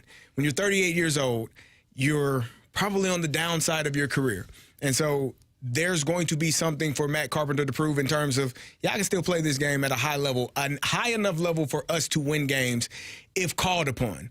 If not, then the question becomes, well, why did you call upon him? Right. Why was he the person that you reached out to try to help make this team better? Because if he does not perform and you're looking at him and saying, well, how much do you expect from a 38-year-old man? Then that's where the frustration comes in from Cardinal fans. We could go in a different direction. Now, if you're calling him here just to be, a voice of reason in a clubhouse that you feel has no leadership, then that's a you problem. Mm-hmm. And you didn't do a good enough job of bringing in the people and explaining and having that culture set. You don't have to bring people back to remind folks what the culture is. The culture does not change if that's truly who you are. And so that's kind of where they are right now, trying to figure some things out. And you signed Matt Carpenter to a deal to, I guess, rectify this. But if you're a Cardinal fan, it has to be frustrating. It is frustrating because you don't think that that's going to be the answer for all of the questions that you have. And it won't be. Here's Chris. Chris left this mic drop. hey, guys, maybe the Cardinals brought in Matt Carpenter because they're working on a trade to get rid of Brendan Donovan and Gorman for, I don't know, maybe a starting pitcher. Not what I would want. We need a starting pitcher, don't get me wrong, but I would not want Carpenter to replace Brendan Donovan. Sure as the hell, pray to God he's not our left-handed bat come in to replace freaking Gorman. I don't know what the hell Mo was thinking, but who knows? I don't know what the hell they're thinking. Maybe they'll bring in freaking Franklin back in out of retirement. Who knows? I'll talk to you guys. You guys rock. Keep it rolling. I'm frustrated. Thanks, Chris. There's so much frustration, man. You could tell Chris, too, he's kind of doing what you did throughout the course of the show today, Carey, where you're trying to process this. You're like, all right, let me just think through this. And then the more you talk about it, the more you really can't. Find an answer. Yeah. And let's just say, Chris is right in that, and he's just throwing something against the wall. But let's just say Chris is right, and there's a move to be made here. Is your farm system that weak that you can't bring somebody up?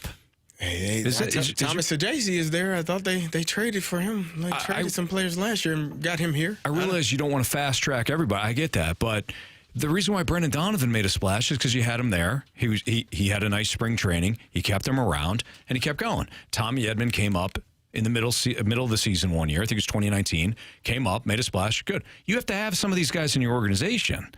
So you are going to make a trade to Chris's point here. If you are going to make a trade, you at the very least have to have guys that are on the cusp. What does it say about your farm system? I don't know, man. Yeah. I don't know what it says about life. He made a Ryan Franklin joke. Yeah. But could you see them actually bringing in like Trevor Rosenthal? Absolutely. I thought about that earlier. Trevor's I'm being serious. Trevor still looks like he's in good shape. I am shocked Michael Walk is not a Cardinal. I am shocked. Just bring the band back together. It's a reunion tour. Just one last stop. All right, Mike has got the final word on this. Is your job to take shots at Mo all the time? I think that's what you live for. And he's actually very successful given his budget. And you don't understand budgets, but let me give you an example. All the teams that win the World Series, except for Kansas City in 2015, spent $60 to $120 million more on players than Mo. Oh, well, why doesn't DeWitt pay more? Well, because he can't. If you understand finance, if he had paid that $60 million a year the last 15 or 20 years to compete with the Dodgers and Boston and everybody, he would be out almost $2 billion. I can prove that as best can be proved on your show if you ever want to invite me, and it's there for you. The whole P&L is not available because they're private companies. You guys can look up what P&L means. But you guys, your whole life is based on reaming Mo. And to say that O'Neill didn't run hard, he's probably the hustlingest guy on the team, or nobody hustled harder. He was diving head first for balls, always doing that. And you don't know what the doctor report was for his knee. It's the back of the knee, by the way, not the front of the knee. But you still keep pimping him every time you can. So stop it. He's a stopgap, look-see hitter. Maybe he can get back to New York Yankee farm 2022, 1.138 OPS. Yeah, Mike, first of all, we talked about all this. We talked about this in great details. Jamie owns several businesses. He has discussed this from the Cardinals' perspective and has applied that. So please get off your high horse. Please.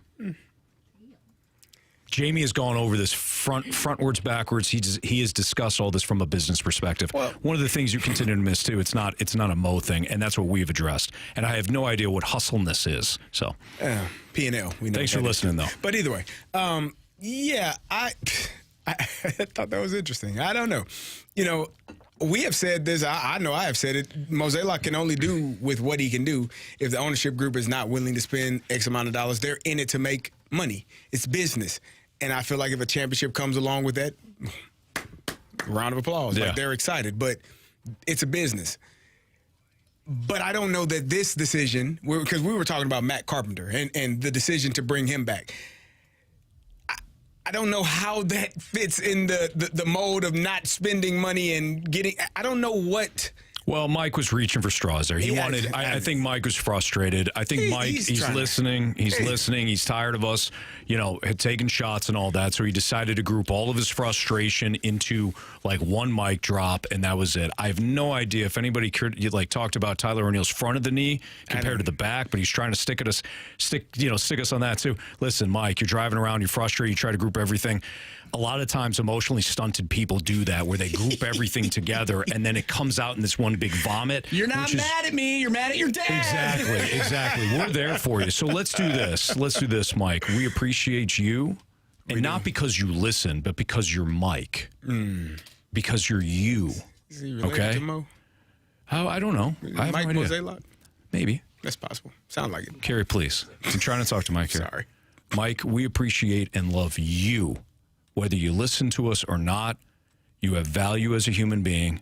We appreciate you, and we appreciate that vomit-filled mic drop. Okay? We thank you. And we thank you. Yes. Appreciate it. And we are sorry. No! Don't do it! That you feel that way. Packers-Niners. Talk about that matchup next on 101 ESPN.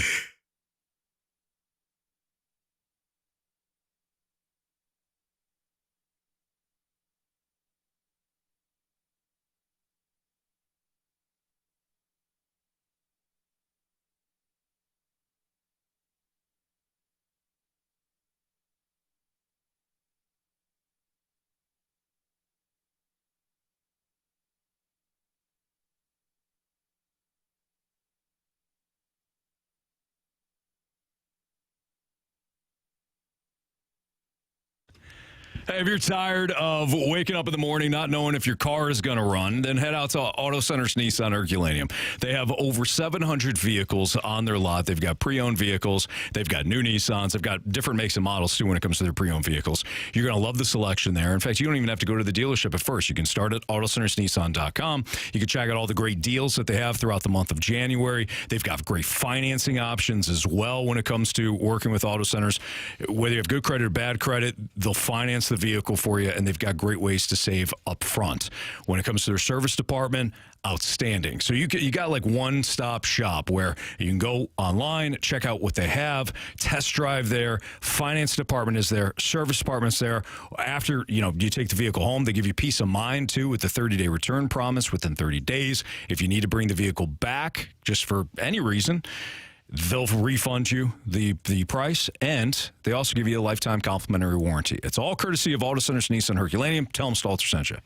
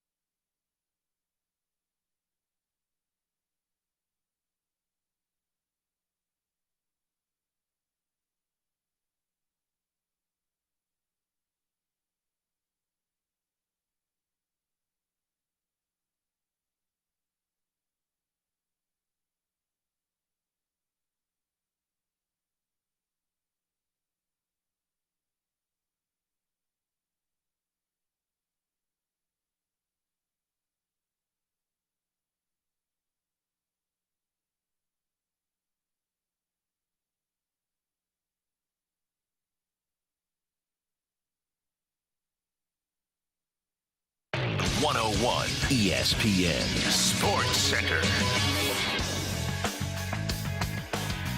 I'm Andrew Marsh. It's time for a Sports Center update brought to you by Saliga Heating and Cooling. Matt Carpenter is a Cardinal once again. He signed a one-year deal for 2024. We talked about Matt Carpenter and what his role will look like with the Cards all day long. If you missed any of that, make sure you go to 101ESPN.com or check out the free 101 mobile app. Head to the podcast page, and you'll find all of our full shows there. It's all brought to you by Dobbs Tire and Auto Centers. The Blues lost last night, 5-2 against the Washington Capitals. They'll play the Capitals once again tomorrow night. Pregame starts at 6. Puck drop is at 7, and you can catch all the action right here on 101 ESPN. Before the Blues game, we'll have Texas versus Baylor. Pregame starting at 10:30. And then also this weekend, Lions, Buccaneers, kickoff at 2 p.m. Bills and Chiefs, kickoff at 5:30. That is on Sunday. We're going to dive into the 49ers-Packers matchup coming up next. I'm Andrew Marsh, and the Sports Center update is brought to you by Saliga Heating and Cooling, independent American standard heating and air conditioning dealer.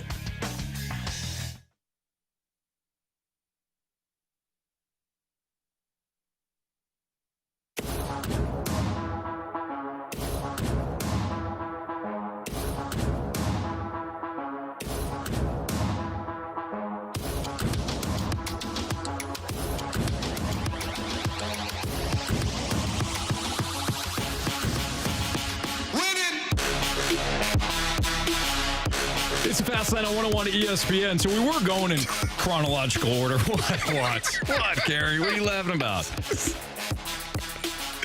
Oh, this P&L, pompous and lame from Thanks Dad.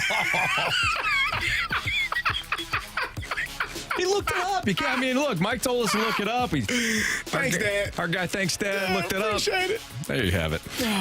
So we were going in chronological order here with these games, but I skipped over the Green Bay San Fran game because I wanted Jamie to have his say in the Tampa and Detroit one. Yes. But Packers and 49ers, it's the 7:15 game tomorrow night. Boy, that just hit me. I'm like, it's Friday. We got 2 games tomorrow. Oh, yeah.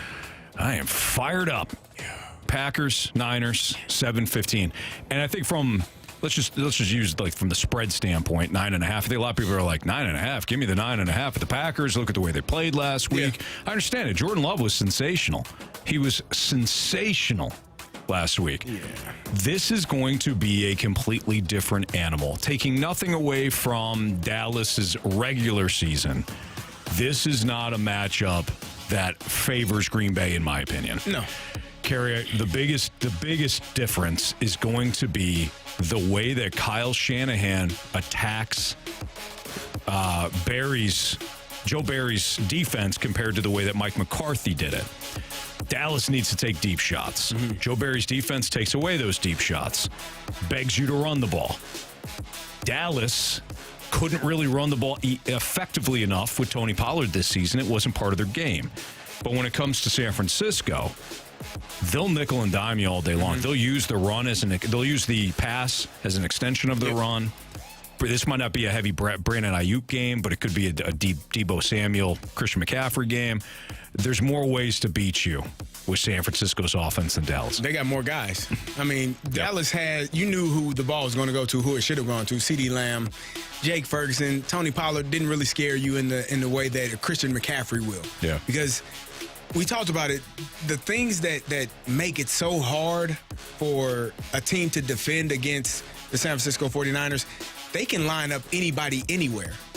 And now, if you're playing man-to-man, they got Deebo Samuel in the backfield. You're going to put a corner in the backfield in the linebacker spot where they'll actually run the ball. Right. So you have to. It simplifies things for Brock Purdy because now they're in zone. They're not going, and now I can motion. I can get my guys in different places. And you said it. They're going to get the ball out of their hand quick, throw passes at the line of scrimmage, let their athletes be athletes, let their offensive line get out and block people downfield. Yep. And they're going to play action pass, and then they're going to hit crossing routes, either to George Kittle or Deebo Samuel, things where they can catch it on the run. They're going to hand the ball off to Christian McCaffrey 15 to 20, 22 times a game and let him run the ball at you. And so it makes it extremely difficult when you don't know where the ball is going, who it's going to, and how they're going to attack you. And that's what San Francisco does offensively. I think what Green Bay was able to do, they attacked the team last week that wasn't ready. Yeah, The Dallas Cowboys were not ready. They were not present. They were not all on one accord. I don't know what the hell Dallas's defense was doing. I don't know where they were, but they were not present either in film breakdown or just game planning or just sheer lining it up on game day and getting ready to play football. They weren't present. And so they got behind, and now Dak had to try to play catch up. The Packers took it to him. And I think we talked about it yesterday or the day before. They are sort of mirror images of each other offensively. Just San Francisco got more guys. So I think it's going to be a good game, but I think you'll start to see San Francisco really take it to them and pull away because they are the better team. They are the more veteran team. Green Bay is playing over their head right now. They are in a position that they're probably a year ahead of where they should have been. They're like what the Detroit Lions were last year. Yeah. They're a year ahead of what people expected them to be. They'll be really good next year with a year of playoffs under their belt, a full season. But this time it's just going to be too much San Francisco for them. I also think LaFleur is a little bit better as a play caller the second time he sees you. Mm-hmm. And they faced the 49ers a couple of years ago in the playoffs, but that was when DeMeco Ryans was the DC, not the current DC for the 49ers, Steve Wilks. So I think this is going to be a little different challenge, too, for LaFleur this time around. I think he's a little bit more familiar with Dan Quinn's defense. So, yeah, 49ers or Packers, great story. This tends to be the weekend where you're like, night. Oh, that's right. Baltimore and San Francisco's really good. I forgot it.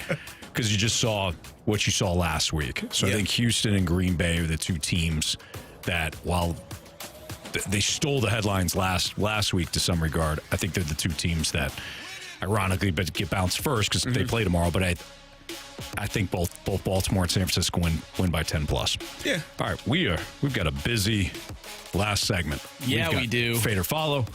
We've got Beth Board. We've got 3 stars. We need a new fade or follow contestant, So too. text in 314-399-9646. You have an opportunity. You just text in fade. Have an opportunity to win $50 of FanDuel's money if you play. So we'll do all that next in Fastlane on 101 ESPN.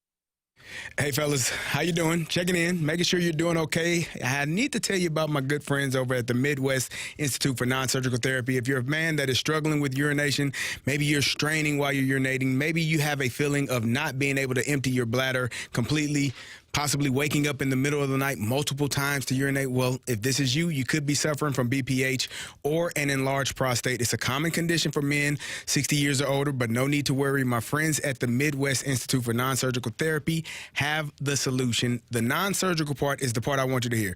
This procedure that they offer, my friend Dr. Akinwande has studied this. He's gone over it. It has lower risks of complications, no hospital stay, no sutures, scarring, or general anesthesia, and it will give you relief from the uncomfortable symptoms that I mentioned above, and it allows you to resume normal activities typically within a few days, all while feeling better and feeling relieved. After the procedure, most men notice a difference within a month or two, and the best part, it's covered by most insurances, so stop waiting. Get going. Reach out to my friends at Mint STL today to schedule your appointment. That's MINTSTL.com, and tell them Carey sent you.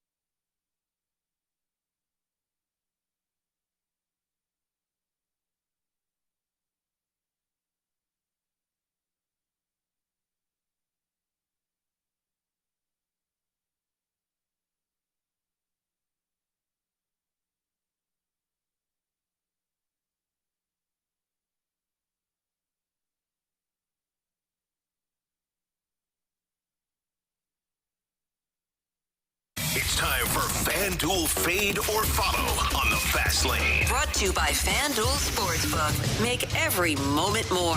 Everyone follow us. Money, money, money, money, money, money.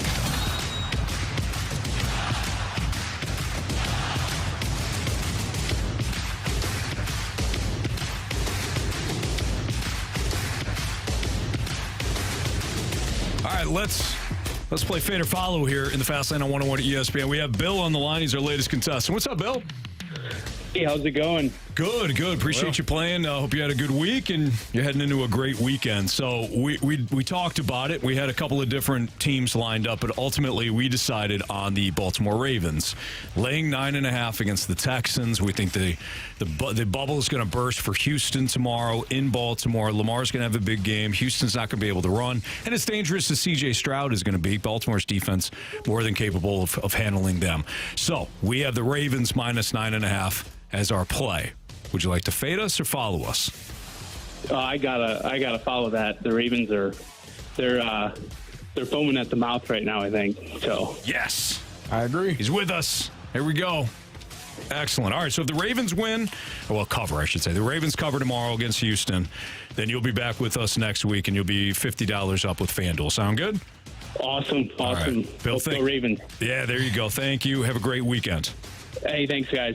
All right, there you go. There is Fade or Follow. Now, time to bet the board here. Ready. On 101 ESPN. Now, all of us won last night. 4-0 last night. You had Illinois. Yeah, they blew them out. ILO. I had the Lightning over 3.5 goals. They scored 7. That's really good. Marsh, what'd you have? I had the Blues and Capitals first period over 1.5 goals. And they scored 2 goals. They certainly did. And Jamie had Nashville in an upset, and the Predators did win in an upset. So 4-0. Very nice. So as of right now, Jamie's the leader in the clubhouse still. And he gave us his pick before he walked out the door, and I wrote it down. Avalanche are playing tomorrow. Okay. And he has the Avalanche minus 130 against the Flyers. So it's a noon game tomorrow. Avalanche over the Flyers. That's Jamie's pick. On a Friday, we open up the board for the weekend. Yes. So you can have a weekend play. All right. Marsh, what do you got? I'm going to go with the St. Louis Billikens. They're taking on the VCU Rams starting here at 6 o'clock. Plus 8.5. I have them covering. There you have it. Okay. Carey? I'm looking at this. We talked about the Chiefs versus the Bills game. Mm-hmm. I'm going to go Josh Allen with an over 227.5. Said minus 114. So I'm going to passing yards 200 and what? 227.5. Okay. I'm going to take the over. I like. Look at you. You're diving in the prop place. Diving in. I like that. All right. I'm looking up I mentioned this play earlier in the week. I think the Niners are going to score a fair amount of points. Okay. Tomorrow night. I think their matchup with Joe Barry's defense, I've been talking about it a lot. I think it's perfectly set up for them. I'm going to take the over 30.5 for the Niners team total. So they got to score at least 31. Okay. I said they'll score 35 plus. So hopefully it's not a 30-27 game. That would hurt. Over 30.5 49ers team total. So there you have it for Bet the Board. All right, Marshy. You take over. You want to do 3 stars? You want to do criticisms or compliments? Let's do some criticisms and compliments from the 636. Kill him with kindness, Anthony. That's why I drafted you. Oh, gosh, I don't want to say this, but this is from the text line. It says, go, Pack, go. Yeah. All right. Thank you. Would you like some criticism? That was Chuck, right? That was my guy, Chuck. I believe so. All right. Here's some criticisms. Here we go. From the 618. You guys are a joke. Thank you. Glad you guys aren't running the Cardinals. I know you guys have to figure something to talk about. Well, it's kind of a big thing to talk about. Can I address that? Sure. A 4-hour show. So, yes. I don't know what to say. Was Matt Carpenter not a big enough topic to talk about? I don't know. Well, hold on here. If we didn't talk enough Cardinals, then we could get yelled at. We're a football show. These football teams are something from St. Louis. You know what? You just never can please everybody. No, you can't. You can't please everybody all of the time. We're sorry. That you feel that way. Yep. Got it. Yes, here we go. Here's another one. Nailed it. From the 817, you're a hater. Thank you. Why the blank are you a radio quote-unquote personality in the STL space? I don't know who this is. I don't know. I saw that earlier. Probably Anthony for sure. Yeah, probably me. See, there's a difference, and I am being nice about this. I think that there are some listeners that feel as though, and I've seen this a lot here more than other markets, but there's a lot of people that feel as though that. I said I was going to be nice. That feel as though that we should all champion the local teams because they're fans and they want to listen to somebody tell them how great they are, how great the team is, or how many of you guys are from St. Louis. Well, half of us are from St. Louis. One guy's from Canada. He stayed.